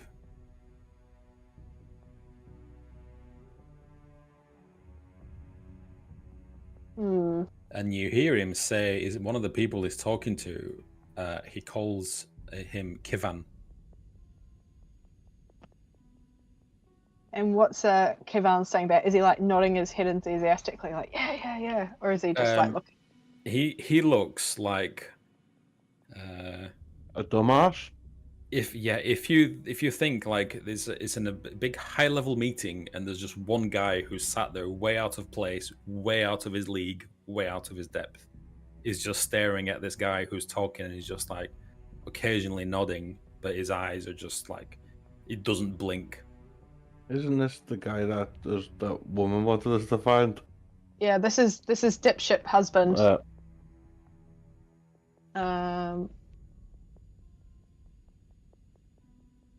Right. My favorite is that guy, Peter. Just because I love that token. Just noticed that. He's a shifty looking fella, and despite his token where his gaping mouth for some reason, I don't know who drew this, but he keeps looking around and like checking the doors and not saying much. Right. Does it look to be any way from where I've been scattering? Is there any way to find my way back to my friends in the basement? I mean, you've been all over the place. It's kind of hard to tell where anything is. I'm gonna have a look at Shifty Man, who looks like he's seen some terrible things in his life. Okay, he is dressed like really shabbily. He's one step short of wearing like a burlap sack for clothes. And yeah, he's just, his eyes they're not fixed on anybody in particular. His eyes are constantly scanning the room. Does he appear to have anything concealed, or are his hands out in the open? His hands are out in the open. Don't trust that man. I've done what I've set out to do, so I'm gonna try make my. Actually, there's some stairs over here. Yep, there's a door at the top and it's shut. I'm gonna head out that way. So that goes to... Where does that go? Okay, are you going that way? Yeah. That way. Okay, don't worry, gang. I'll get back to you in a second. Meanwhile, Ocean's 11 is happening in the basement. Yeah. You get to the top of these stairs. You go underneath the door, which, as I said, is shut, and you are back upstairs, and you're back to hearing all those sounds from all the rooms all around you. Just bounce, go wow wow. I just go no and head back to us.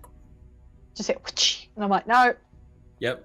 Whips cracking, moaning, groaning. For the sake of expedition, could we say that I fumble my way back to the basement and try to locate my friends? Okay, while you do that, we'll go back to the basement and see what your friends are actually doing. What's the story, gang? We're trying to move have we moved all of the silver out of that room? Closed it back up? Yeah, shall we move over this way now? Well, Can I just dump the silver in with Steely Eyes here? If that's what you want to do.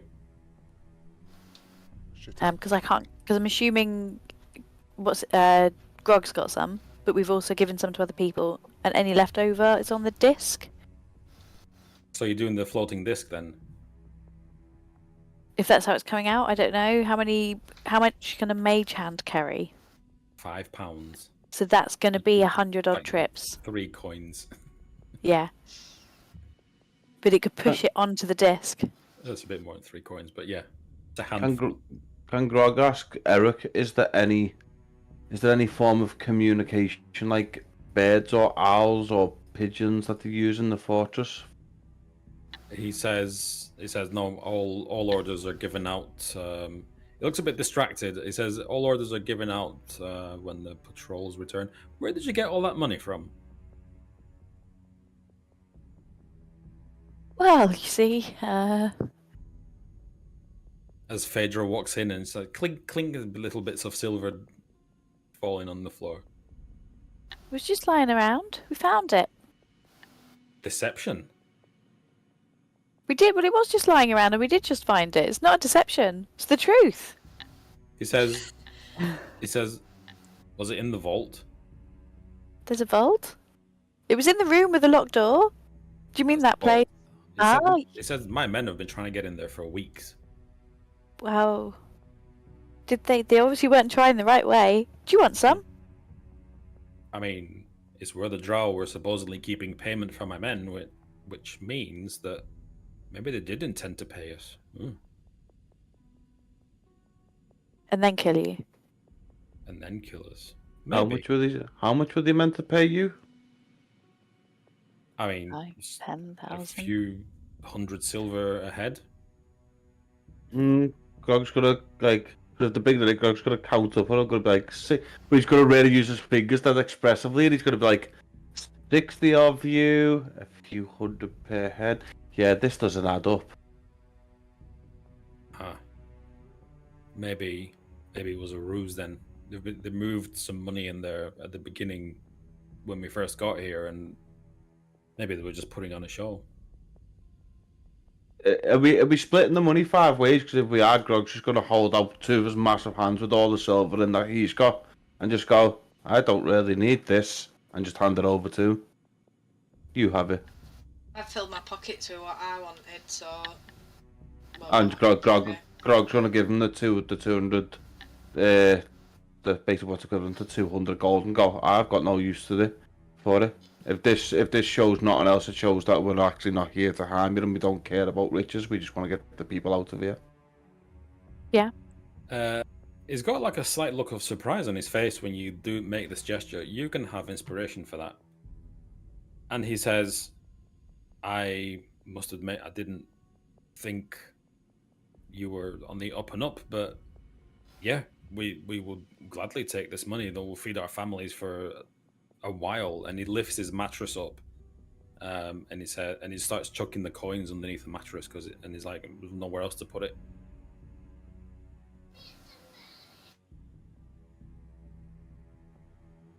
I'll say too, considering that we've done this gesture for you, I want you to do one thing for me.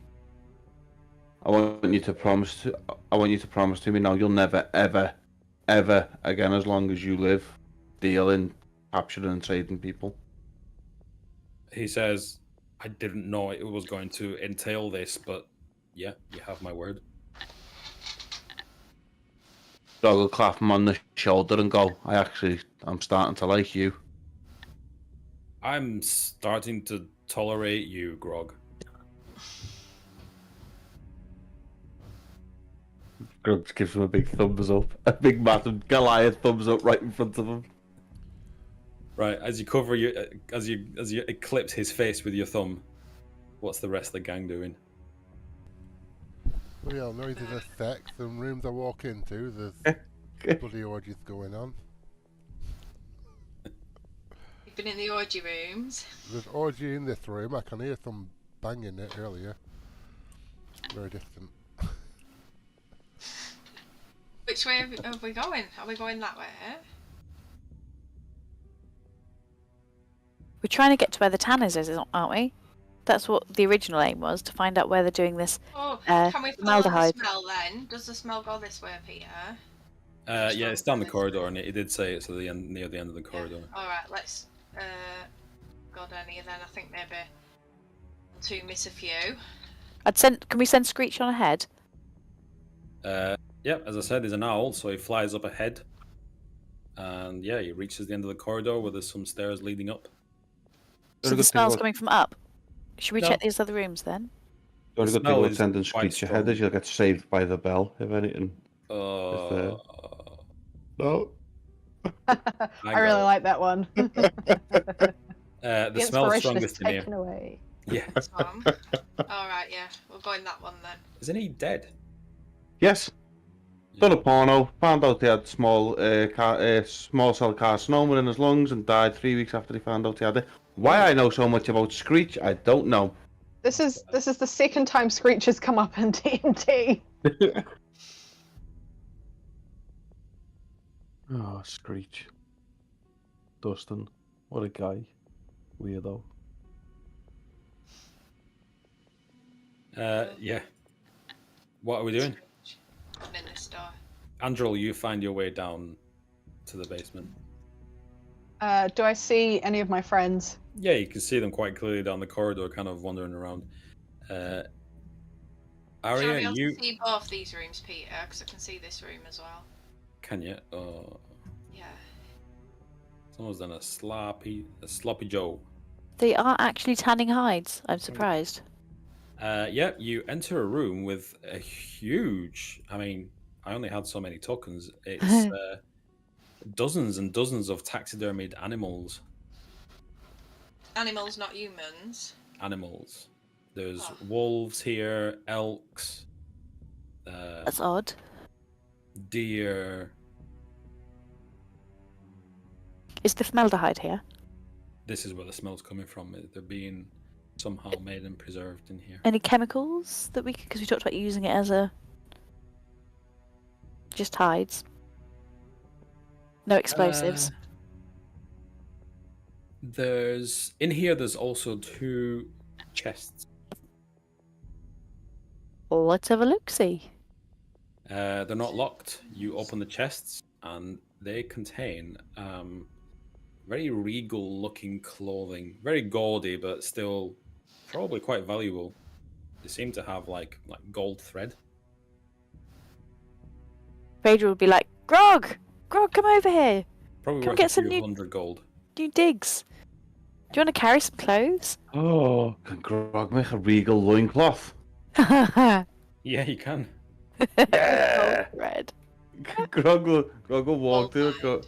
Grog will walk through it and go, oh, and pick it up and admire it, and then just rip it and just fashion himself a loincloth out of it. Very nice, Grog. And then you see that scene off the bridge where he goes after he takes the fella out and he goes, ooh, that's what Grog's gonna be like in his new loincloth. Oh no, Grog will be a bit more fashionable. He'll do it into a pair of shorts. Grog is coming up in the world. I can't not post this picture. It's off Amazon. Where have you put it? I'm gonna put it in D&D chat.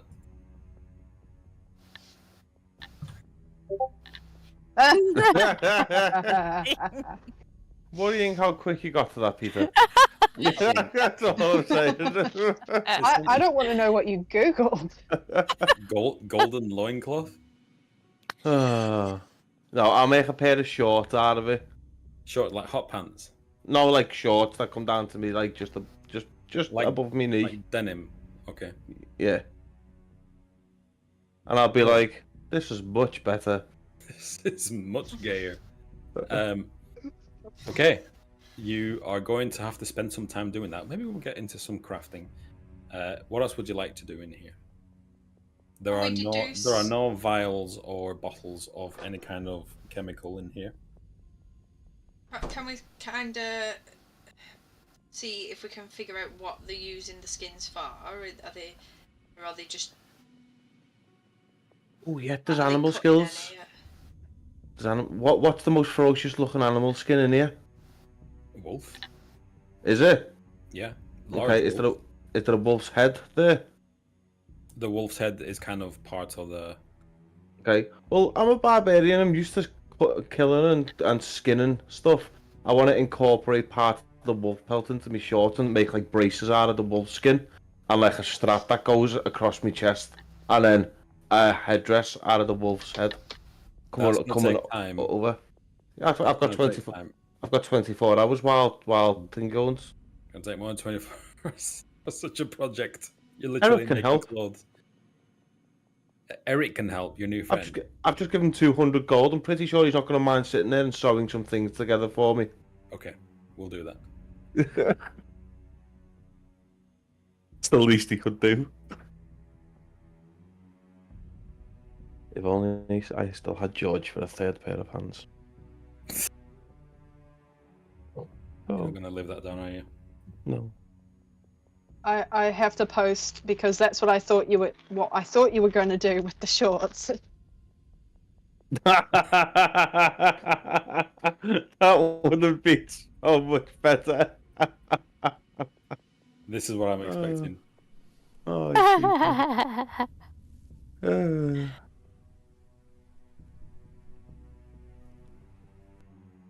What's the rest of the gang doing?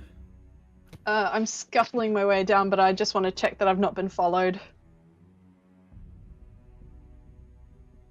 I mean, you came down as a spider. You came down a fairly quiet area.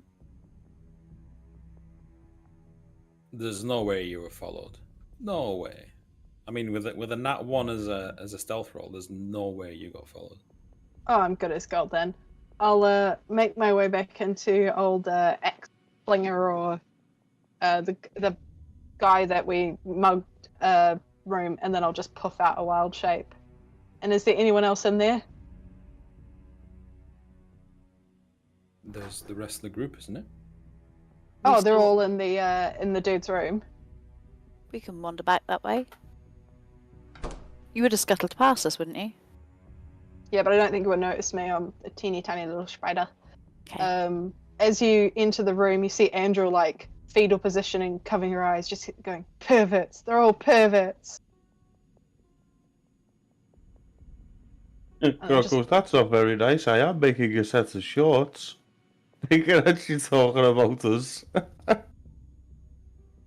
It just looks like the things I've seen. The things I've seen.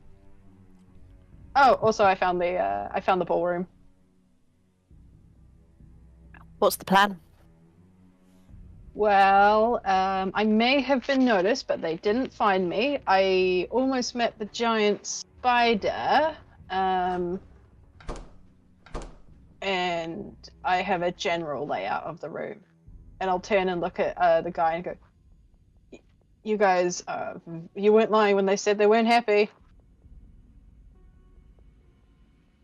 He says, yeah, all they seem to do is stay in their rooms and fuck when they're not on patrol or, killing people. They seem to worship the women. Grog puts one finger and goes, that's because Drow is a matriarchal society. I don't really, because Grog wouldn't know that. No, he wouldn't. But I like the idea of a little information icon appearing above a spinning token of information. What would you like to do? I'm sewing. So we need a plan to get those guys out, don't we? We've given this guy all his gold. What's this guy? What's Eric doing? Because Eric's had some time. He wanted 24 hours to do his. The plan was to tell the rest of the people. He's helping Grog with the sewing. Yeah, but he did say he was going to go and get a word out to the rest of the soldiers to turn the courtyard into a kill box, and that was the original plan. Okay, I mean, I gave his maybe 30 minutes or an hour to have a little mooch. If you just want to fast forward time, we can do that. Yes, please. Before they do, go. Oh, another thing. Reinforcements are coming in 6 days. Within 6 days. Yeah, within 6 days. Reinforcements?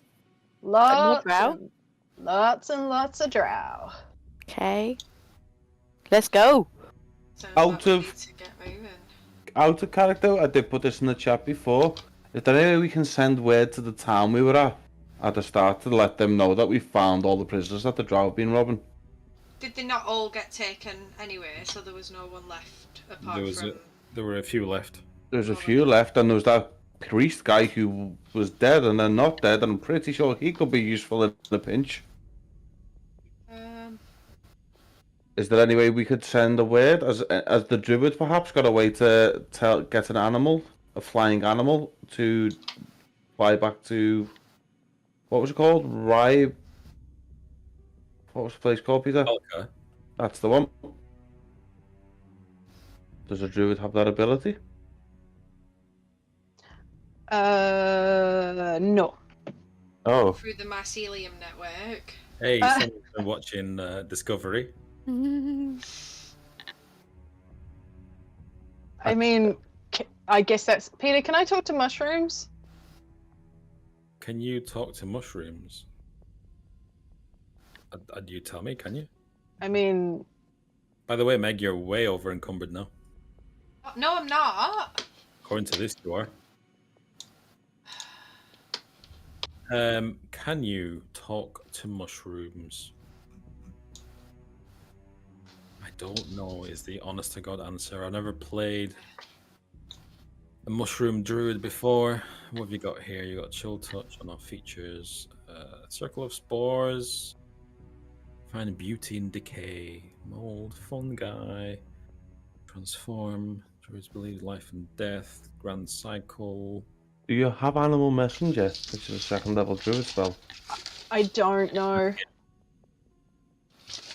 I mean, No. when I out of game when I checked the spore druid, it didn't have any like features of say a moon druid or stuff like that. I'm just a little mushroom heathen.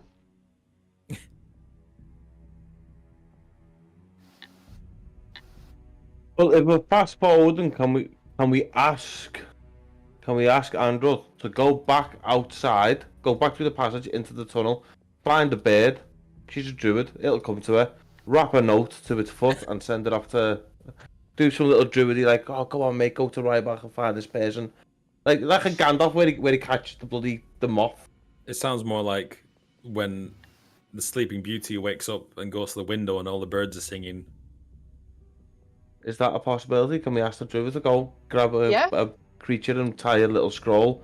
Found, obviously, she's going to know how to best put it. Found prisoners, send help to this location. Would it not be better sending the Screech because we can instruct him rather than? What is Screech? Is Screech a mechanical dog?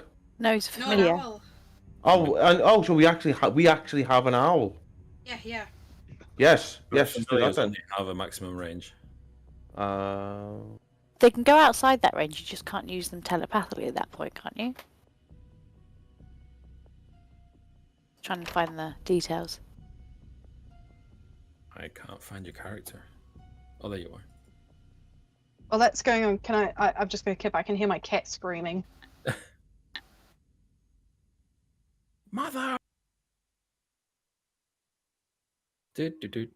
Can't send it outside of your range. It's within 100 feet of you. It has to be within 100 feet. No, you can see and hear.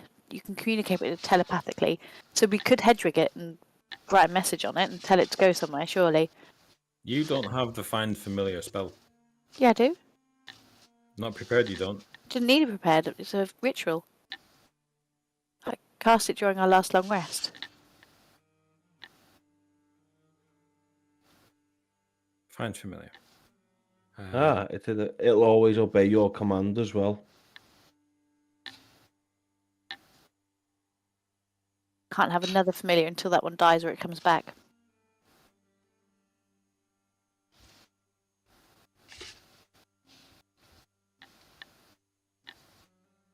Sorry, guys. Stupid microphone. So you can't do that's it. What you want to do? Yeah, and just tell them that we're here, basically. And we're trying to get the prisoners out. Where are we going to take the prisoners to, is the question. We're not going to take them to the church, where they're safer from the drow. We're going to have to probably take them a lot further away if there's 70 drow here. Yeah, but the drow can't get in the church, can they? No, there's nothing to say that they can't get in it. They've just been avoiding it. But I assume if crunch comes to crunch, they'll come to it. Tell them on the letter, say, found the prisoners, such and such, we're trying to rescue and bring back the Rybalka.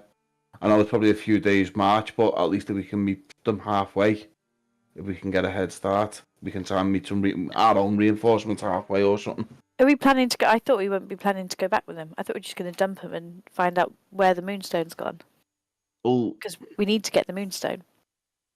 We do, but we are. If we're going to release them, there's probably just going to get captured again unless we get them to safety.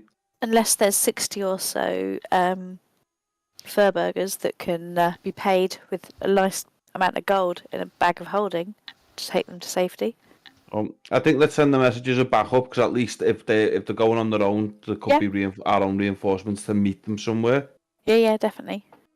And then we can go from there when we get them out. That we can go from wherever we need to when we get them out the castle. I like the optimistic Gwen.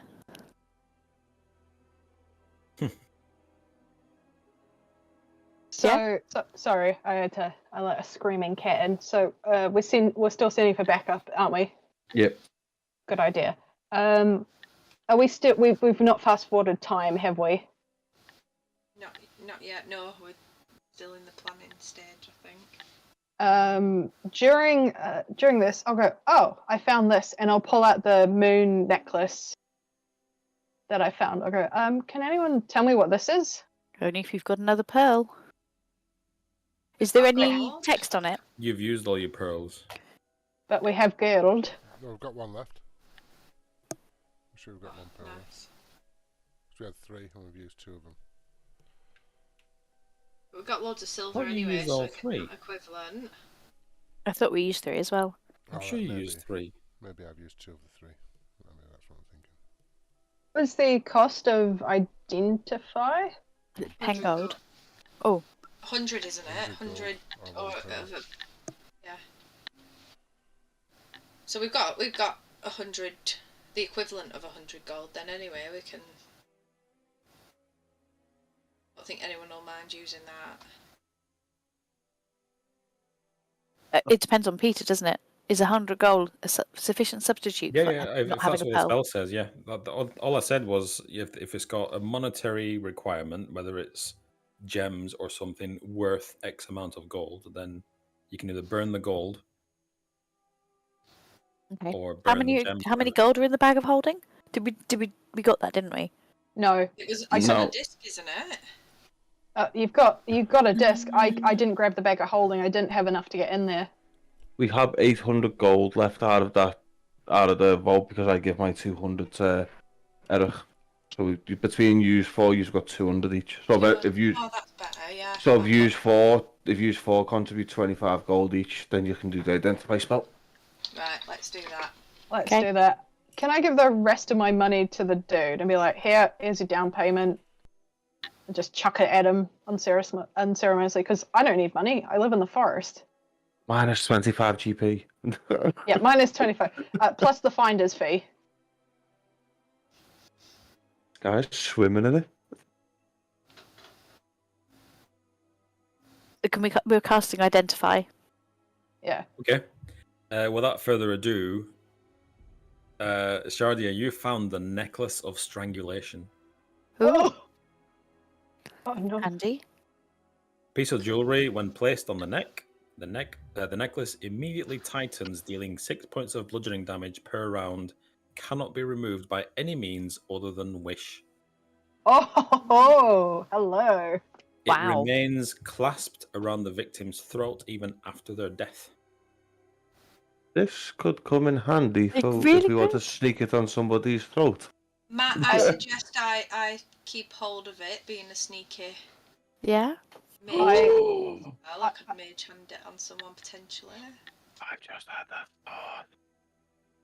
Just what? Angel 10.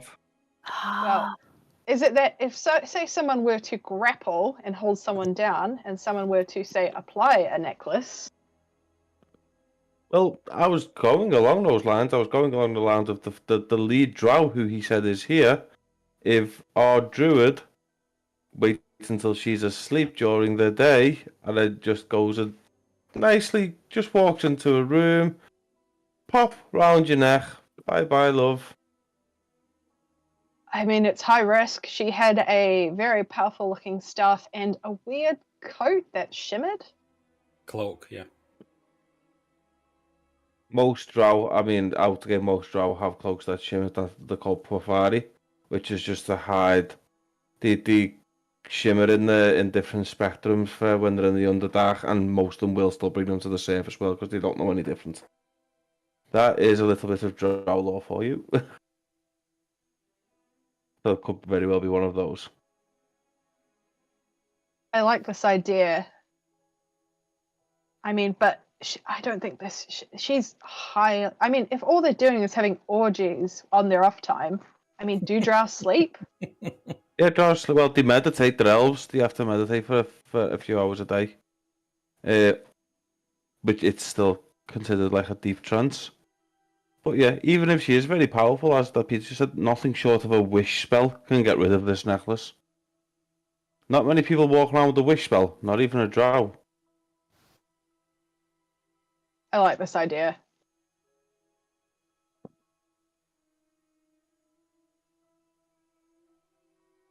I mean, I would prefer to pop it on her in like the heat of battle when she's distracted. Get real close, and then that would be the rogues putting themselves at risk.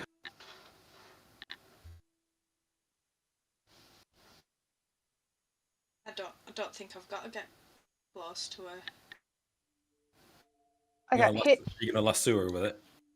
No, my mage hand can do sneaky stuff, can't it? So it can store an object. Oh wait, no.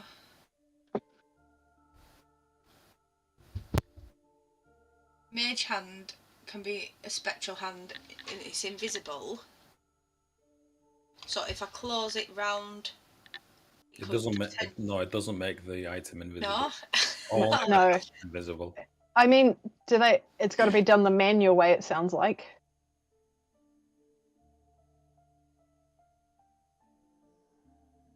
I mean, I don't know about you guys, but this is the most intense S&M necklace I've ever seen.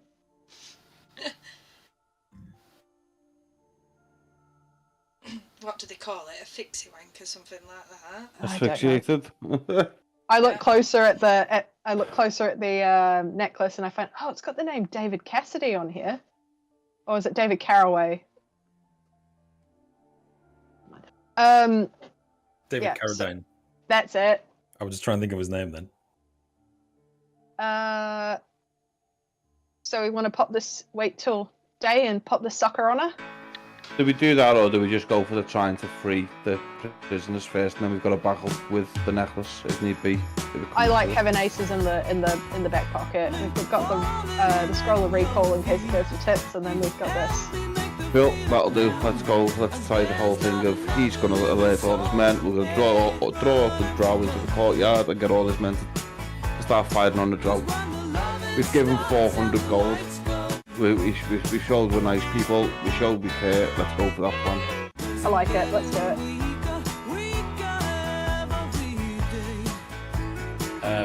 So you're having a long rest, right? Yep.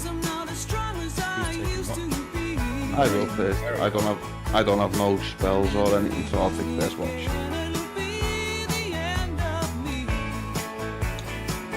And he said we're all staying in this room.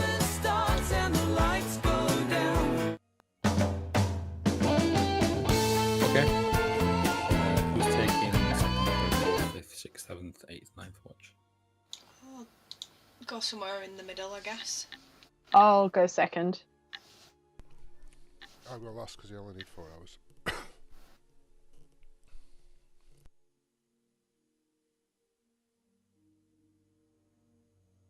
Bear with me a sec.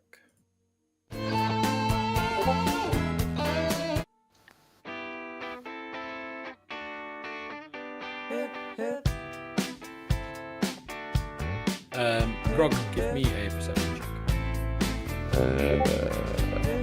Wait, you've got... Are you holding your hands? Yes. I always have my axe on me, either in my hands or on my back.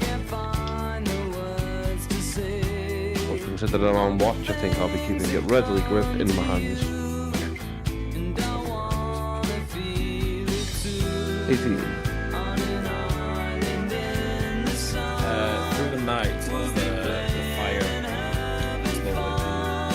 fire slowly dies. Fireplace with lamps just kind of turned on walls. They have a tendency to float shadows to that. Out the corner of your eye, and it's gone before you can look at it. You thought you saw a spider just... a shadow just flit across a very large shadow as if caused by something. Inside his room? Yep. Wonderful. But time passes and you get your long rest.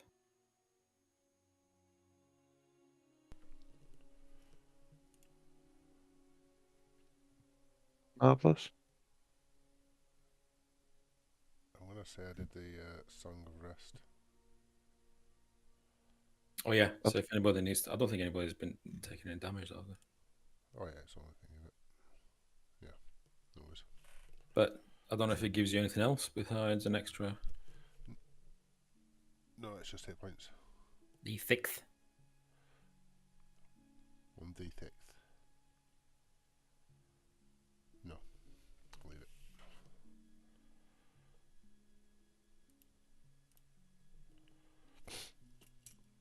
Okay. So it is morning. Eric has already left for his shift. Do you guys want to do anything through the day, or are you just going to kick it? I'm going to tell the guys that I think I seen a massive shadow, Jordan, like crossing the wall.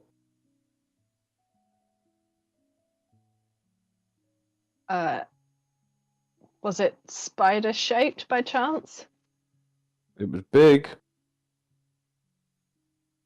They might be onto us. That thing just wanders around and keeps an eye on everything.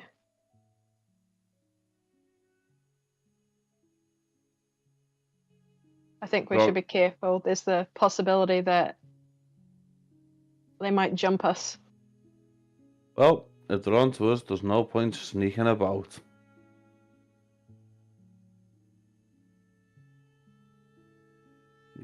With that said, Grog will reach behind him, take his great axe off his back, pull it up close to his face so it's like flat side of the blade down. I'm going to turn around and go, I know you've got my back, Jarl Yeriod. That's all I need to know. And I'll feel comfort as I feel a warmth flash through the blade and the handle. Have you already got inspiration? Yes. Well, you can have an extra point of inspiration for that. Nice. You do feel the Jarl's presence. He's with you all the way. Grog will open the door. So what, are you heading out in the daytime? Yep. So all the plans that you've made, you're just gonna go for it? No, this is the plan, innit? It's... Yeah. Because the drow are mostly asleep and not in the sun, so this is going to be the best time to get them out the castle. And if they do follow us into the courtyard, they're not going to like the sun. And it's all the human archers, what do you call them? What do the group call? The Vigmadir. Yeah, it's all the Vigmadir on the walls during the day. The mercenaries, yeah. Yeah. So that's the whole plan. If we do get caught, we get out to the courtyard and Vigmadir open fire on the drow instead of us, and the drow will be expecting that because they'll be thinking that the Vigmadir are working with them. They're not to know any different. And even if that spider has seen us, it's going to think, well, they've got Eric under lock and key basically. And he's managed to escape because they've all fell asleep. So yeah, now we go and try and find we know where the refugees are, the slaves even, not the refugees. So I'll look at Andron, I'll say, stay a step behind me. Tell me the way I need to go. And you'll go, can do. Oh, who's got the scroll for the spell of recall? That would still be Grog, I believe. That and the 2 potions. Which, saying that, Grog will turn around and just, as she asked that, Grog will just turn around and just hand her the scroll and go, "This might be better with you." I'll look at the guys and I go, if this all goes to pot, get close and grab a hold of each other. And I'll also pass one of the potions of healing that I've got out to Andrew behind me. And I'll be like, in fact, I'll give them the 2 of them, and I'll be like, keep them safe in case you guys need them. Don't worry about me, I'll be fine. Careful, there's the possibility that... Got it, thank you. They might... Before we set off, can I cast Disguise Self and turn myself into a drow, please? Pull it up close to his face, so it's like flat side of the blade down. How does that spell work again? I know you've got my back, Jerry. You make yourself include in your clothing, all I need to know. weapons and other belongings. And I'll feel comfort as I feel on your the person warmth look flash different through the until the spell ends. When does the spell end? An hour. Okay. Yeah. Turn myself into a drow. Oh, sorry, I was going to cast guidance on Arya. Can do, that's fine. So yeah, you cast Disguise Self on yourself. Everybody else like kind of looks at you and just sees a dark elf. Don't worry, guys, it's still me inside. Do you feel the need for an orgy now? Maybe later. A few more vodkas. Got work to do. Where would you like to go? To the ballroom, was it? Where they all were? Was it the ballroom? Yeah. Yep. I will guide Grog along the best I can. Let me get yourself together. So, is Andrel in front then? What's your marching order? No, she's one step behind me. She's just telling me, like, straight on, right, left. I'm Grog's GPS. Yes. Except she doesn't shout at you when you go the wrong way like a normal GPS does. Turn around!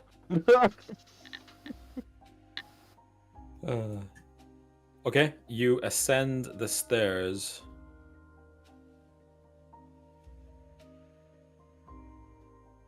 Let me, I know you've no tokens, I'm fully aware, I can't drag yous anymore because it reveals everything.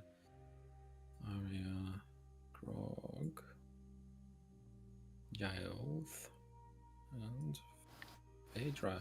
So you ascend the stairs into what appears to be like a break room type thing. It's just a table. What else going on here?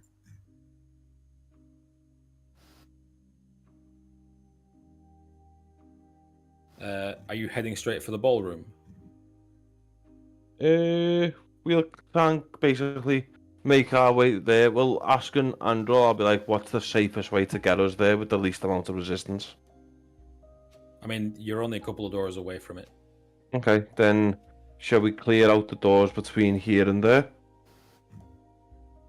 How are we getting them out? Through the basement? Yep, through the secret passage. Yeah, let's do that then. Okay, you go through a door into the kitchen area, which is the way Andrel came, and you see two quite large, burly men. They're eating something, and they just stop what they're doing, and they look at you, and then they look at each other, and they don't speak. They just nod at you.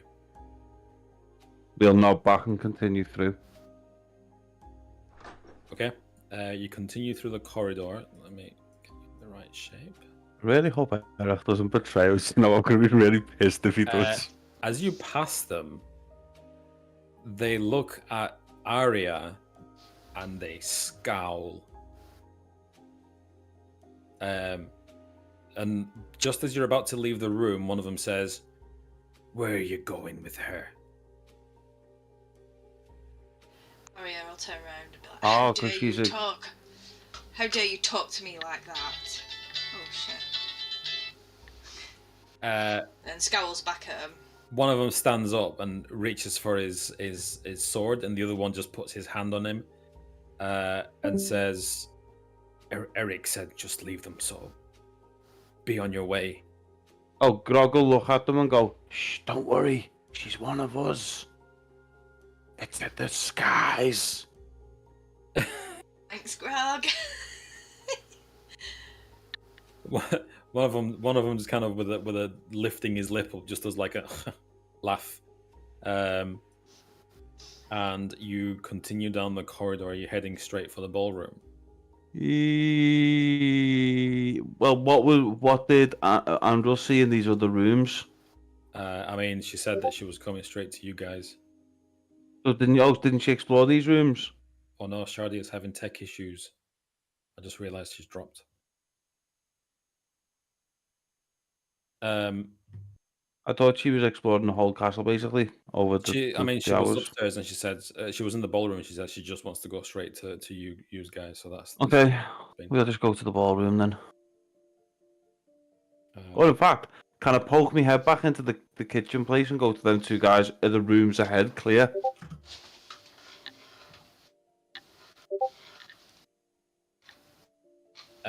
What's that? Sorry. Can I poke my head back into the kitchen and say to the two guys, are the rooms ahead clear, apart from the ballroom? He says, just don't go upstairs. Okay. Grog will nod. And Grog will nod. Okay. And go ahead. As you turn to leave, one of them says, whoever it is that you believe in, may he be with you, or she. The other one says. And the first one says, well, let's hope they're with all of us. And you head up the corridor. Oops.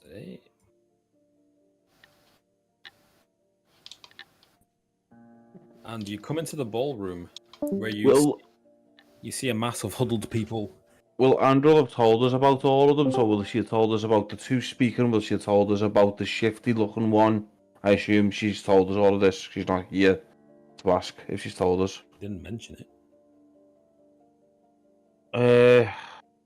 Is it worth putting it in chat? Hang on. All she said is found the ballroom. I know that. I'm going to ask in the chat now.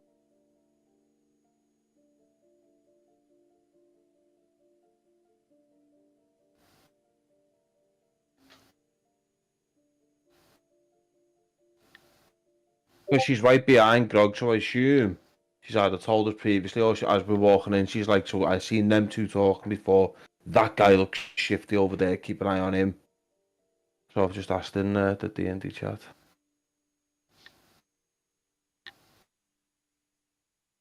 Is Sarah in bed? As you walk into the ballroom, all around the room, the people clamor to their feet as you enter the room because you look different to everybody else. And everybody starts asking quite loudly, saying, "Who are you? Are you here? Are you here to save us? Are you going to get us out of here?" As quiet, as loudly as Grog dares too, he's just gonna go, everybody. Everybody what? Everybody shush, basically. All right. A man standing kind of behind them just shouts, "Oh, bloody hell, everybody's leaving."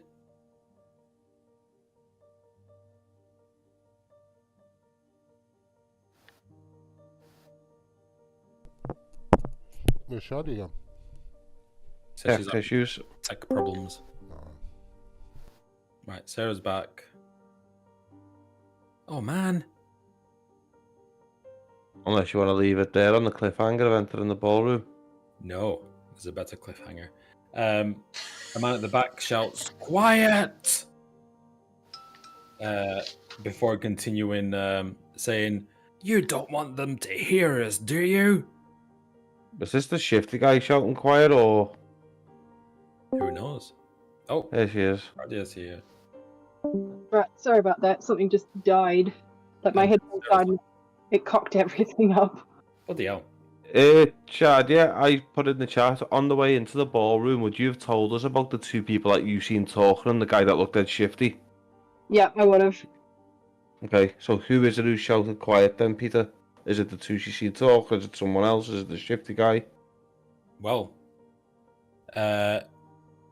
Andrel recognizes him as the shifty guy, but she hasn't said anything. Because like, I'll whisper to Grog. That's the shifty one over there. Okay, which one is it? The scruffy looking guy that looks like he's wearing almost a sack. Okay, Yeah. I see him. Looks quite scruffy. So I've said shush, and after I've said shush, I can hear him. I can hear him starting to raise his voice. Yeah, it just shouts to the rest of the crew. It shouts, "Quiet!" Okay, so can Grog dash towards him and just put his hand over his mouth and go? Yeah, I mean, he looks at you in stunned horror as everybody gasps, and they say, "Don't hurt us! Don't hurt him! Don't hurt us!" I'm not hurting him. I just put my hand over his mouth and telling him to shush. You rushed over and you've kind of taken everybody by surprise. I'm gonna do this. I'm gonna beckon everyone in. I'm gonna go, everybody here. And as they all gather around, I'll be like, "We're here to get you out of this place." Another man who is, it looks like a dwarf, but he's kind of between a dwarf and a fully grown human. I don't want to use any derogatory words, but A woman. Yes, a woman. And he quietly says, "Ah, finally. What's your name?" I'm Grog. This is Giles of the Treetops, Arya the Master Thief, Fadira the what is she, a Fae? Fadira the Fae, and Andrel the Druid. He says, we're gonna have a job getting all these people out of here. Most of them are malnourished and they won't last a day. We can deal with that when we come to it. Right now, we need to get everybody out. Those who are strong enough help the weak. Those who can fight line up on the outside. Pillar formation. Grog's got 4 javelins. He's going to throw 4 javelins to the 4 who look the strongest. And Okay. his original, because I have my original great axe, don't I? That I don't use now because I've got the Jarl's one. Mm-hmm. So I'm gonna go to the dwarf fella. Think you can handle this and throw me original great axe? He grabs it midair and he says, "Oh, nice!" And he kind of swings it around a couple of times. He says, "Can I keep it?" Consider it yours, my friend. He says, "Put it to good use." It gives you a like a grin, not an evil grin, but a let's do this grin. And it says, "I'll keep the folks at the back in line. You keeping them in line at the front. Let's march out of here." And the next 4 strongest at the 2 either side at the central pillars with use 4 flanking. I'm gonna turn around and go, "By the way, the Vilhadir are with us. Don't attack them." He looks at you with surprise and he says, "Oh, really?" We spoke to Eric. We might, things were said. He didn't know what this was. He's very sorry. He said he's going to help. He nudges the man next to him and says, "See, I told you Eric was a good man." And then switching between Scottish and Irish there, I apologize. And then let's start leading them back out, down past the kitchens. Okay, everybody gets to their feet and grabs their stuff. The guy who looks dead shifty, whoever's got me with my hand round, I'm gonna just lean down and go, "You're next to me." He says, okay, I'm sorry for shouting. I mean, I'm sorry." It's okay. Everybody gets nervous. Stay by me. You'll be fine. He says, thank you.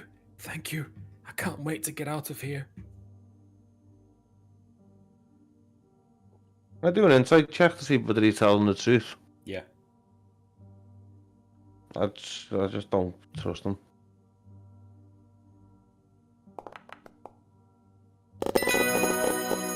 This guy's dodgy as fuck. His eyes keep darting to the doors. Does he? And he keeps, like, even though you're holding on to him, it's like he's trying to kind of wriggle out without you noticing and try and get away from you. Okay, I would very subtly, right? Grog is gonna, as I've got hold of him with one hand, I'm just gonna lift the butt of my axe up and just conk him out, completely flat out. I want a sleight of hand for how stealthily you're gonna lift an axe over his head and knock him out. No, I'm not gonna lift it over his head. Like, I'm not gonna bring it down on him. I'm literally, because as it looks like I'm preparing my axe and gripping it, I'm just gonna go like, fuck off with the butt of the axe right against the side of his head, against the temple, and just knock him clean out. All right. Okay. I mean, it doesn't take any effort at all. You just, he sees cartoon stars and birds flying around as he's out. He's just out cold. And I'll turn around and go to everyone else. Something not right about that guy. Trust me. The dwarf guy says, I knew it. I knew there's something weird about this guy. He says, I'm Maya of Embla. I'll give him a curt nod and go, do we tie him? Come on the way past one of you, tie him up, leave him here. He's like, do we have time? I mean, everybody looks at you like ready to go. Okay, well, say that I've just knocked them out, haven't I? So yeah. Okay. Can we? Oh, sorry. I was going to say. I'll put him over my shoulder for now, while he's knocked out. Can we frisk the man? Yeah, I mean, you pat him down, and he's literally wearing practically nothing. He's not carrying anything. Okay, I'll just keep him over my shoulder for now. Oh, just, wait. If we get into a fight, I can just shrug him off. Giles, do you still have your sock? Oh no! My thought. Give me your other sock. You only need one. Alternate, Dave. What's your any sock? I'll take one of your least favourite sock. Grog has his old loincloth that he no longer wears. Yeah, stuff that in his mouth. Okay, happily Grog just balls it up and just shoves it in his mouth. Okay, you've gagged another one with your loincloth. His sock. Oh, your loincloth. Oh. Yeah, me old used loincloth now that I'm wearing my new sporty wolf fancy shorts. Oh right, fancy pants. We're like yes. Used and dirty underwear in people's mouths. I just don't trust this guy. I'm not doing this one to be malicious. I just don't want him to wake up, start screeching. Okay, we'll head back out down the corridor past the kitchens again, where them two people were. Okay, I mean, I'm not going to drag tokens through, but you do pass quite a lot of guards, and they all kind of look to each other, and a few of them say, "Is it now? Is it happening now?" That it is. And they start pointing. Like one of them kind of takes charge and he starts pointing in different directions, like you on the walls.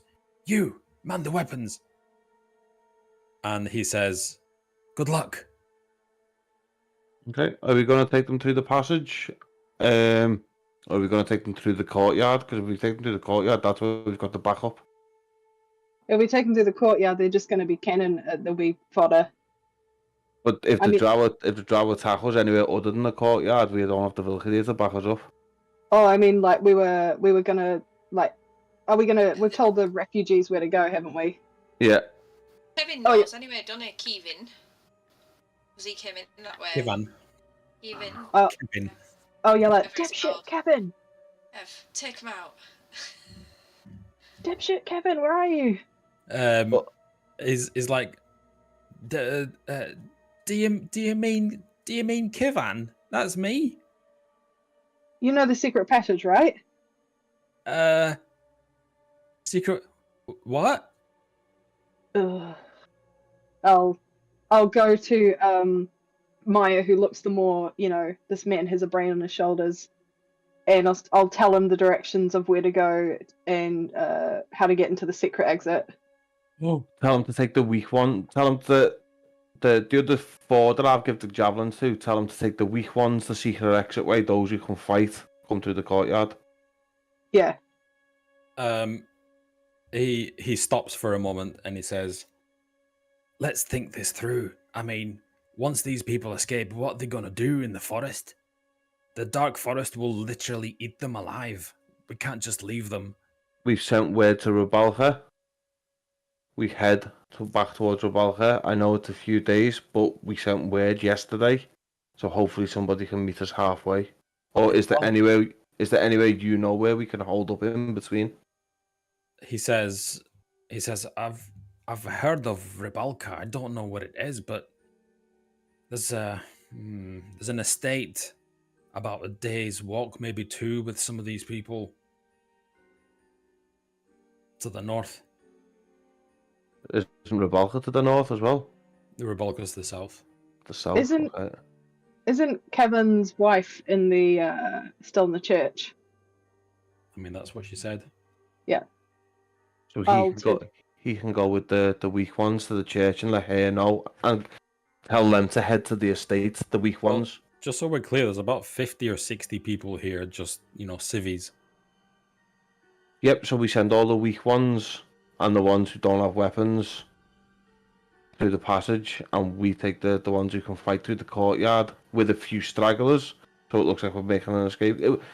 My logic is if we all go through the tunnel and the drower down there because of the spider might have seen us, we've got no help. If we go through the courtyard, at least we've got the Vilkadir on our side. That's all I'm thinking. Okay. What does everyone else want to do? Yeah, let's go with that. We gotta make it look plausible. Okay. Let's do it. Let's do it. All right. So, you send all the civilians. I mean, your new friend Maya doesn't look convinced at all, but he's kind Does he want to keep everyone to stay together? I mean, I'll ask him. I'll say I'll say to him, if you want everyone to stay together, and I'll put the options to him. I'll say we either go to secret tunnel, but if the drow find us, we've got no help. We go through the courtyard. If the drow find us in the courtyard, at least we've got the Vilkadir to help. Which would you rather? There's more chance of people dying in the courtyard, but there's more chance of everybody dying if we get caught by the tunnel.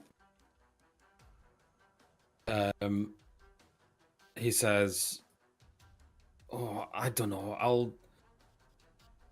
I guess we'll meet you at the chapel."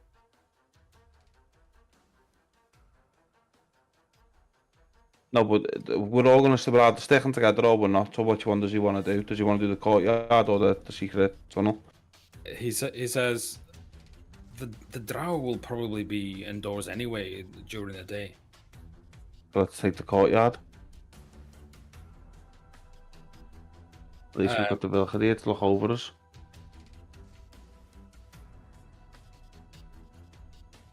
Okay.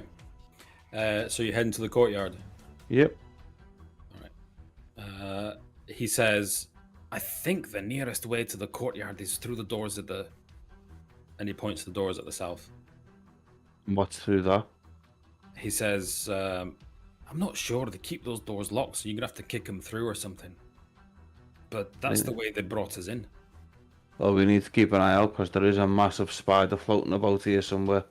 You hear a few screams in the crowd and they say, "A what?" A spider. But let's go. Okay. You hear crying. Let's go. I'll go and kick the doors into the south. Okay. You very easily kick the doors in. I'm not even going to make you roll for it. You kick the doors in, and this room appears to be some kind of maybe like a meeting hall or something. There's banners everywhere, again, emblazoned with like the symbol of a spider with on a hand. In this room are also 4 braziers burning quite brightly, causing these banners to create shadows on the wall in all directions. I'm going to ask you something now. Will my danger sense kick in here? I mean, your danger sense has been going off since... No, I mean, like, it's when something, danger sense specifically, is a sense of things when things nearby aren't as they should be. Because out of game, I'll be honest, Peter, a bunch of shadows and everything, and I know there's a big spider about, will the hairs, will me, not to use a pun, does my spider sense start to tingle? Danger sense, I mean, it is a weird room. I don't think it will trip your danger sense. I can extinguish the fire. There's 4 of them. Bottom, the far end of the room, you see 2 very large doors, which appears to be the way out.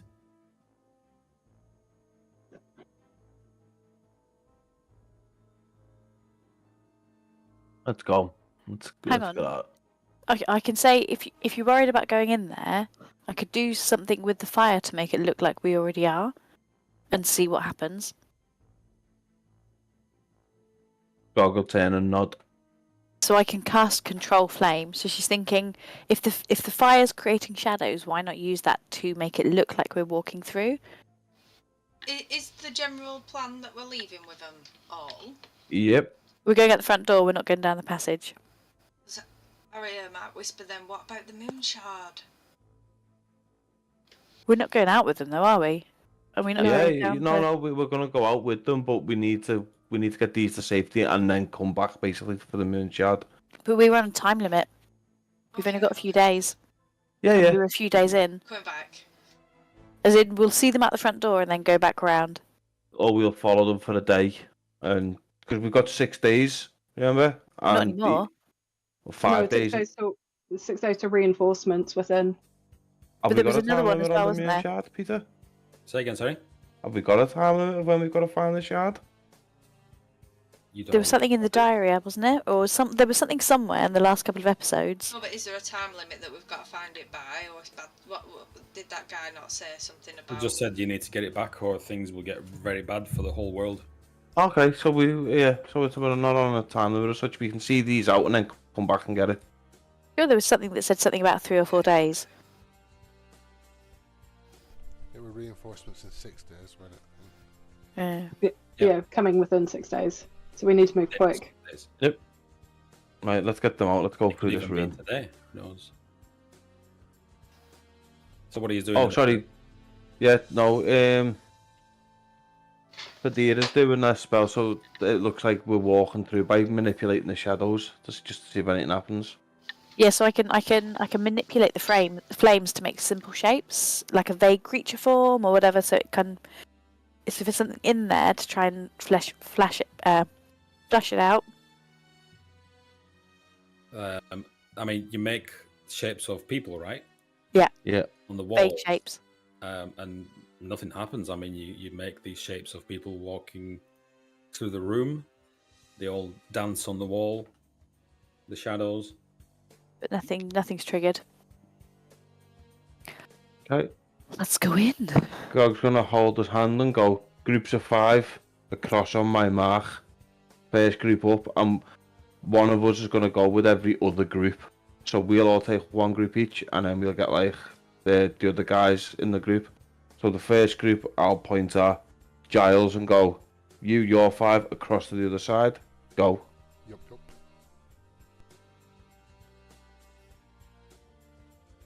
And then we'll just do that in groups of 5. When one group's across safely to the doors on the other side, the other group's gonna go. Can you roll me a D100? A D1. Who, me? Yeah, whoever. Okay. To be in charge here. The barbarian is in charge. 91. Okay, the first group of people make it over to the door, and they look at you like panicked, like, what do we do now? They've already forgotten. I'll just say hold. How many doors are at the other end of this room? There's 2 double doors. Okay, so we can send them in 2 lots in 2 groups then. So we can send 10 at a time. So, yeah, 10 at a time. So there's 3 groups outside each door, and then when I'm there as the last group, because I'll be backstop, I'll move to the front and I'll be like, on my mark, we go through the courtyard. 1, 2, 3, go. And out into the courtyard we go.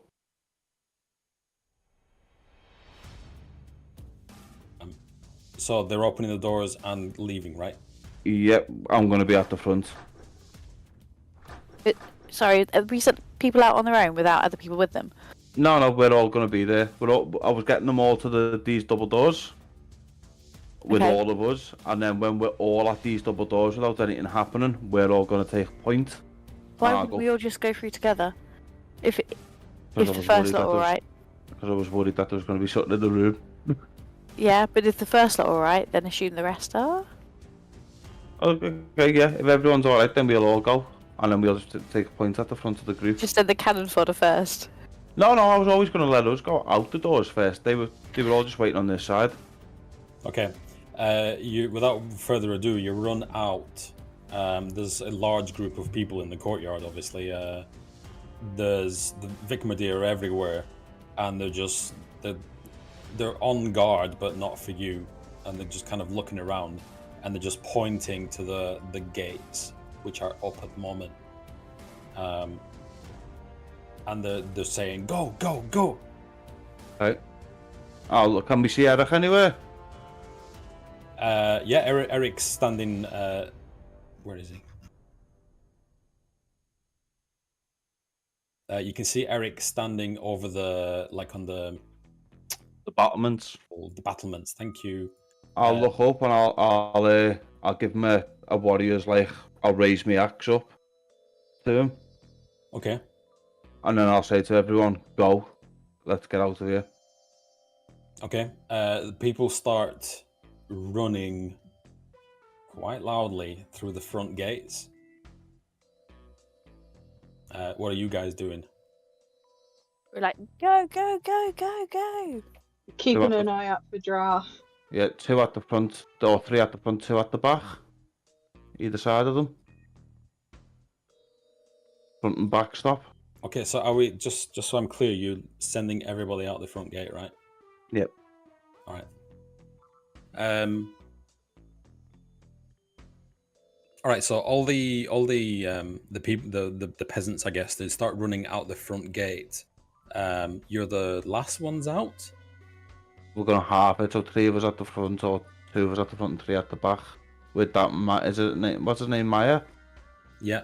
Well, he's shepherding the people at the front, right? Yeah. Okay. So including him, we'll put 2 of us at the front, plus him makes 3, and the other 3 of our party will be at the back.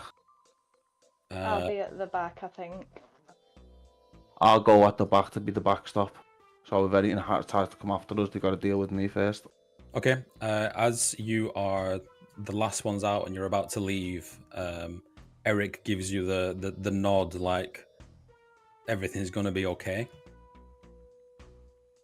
Are you off? Yeah. Yeah. Okay. As you run out the front gate, you look behind. You see Eric standing with one of his lieutenants at the battlements, and as you look behind his lieutenant, you see a arrow pierce the front of his throat as he grabs for his throat and his gurgles and he's panicking. Eric looks stunned by this and then looks behind as a hail of arrows descends on everybody on the battlements, and you just hear him shout, "Go! Go!" And we're going to end the session there. So the drow of Nolan, now they're firing down on all of them in the battlements. Motherfuckers. Oops. I mean, at least we've got them.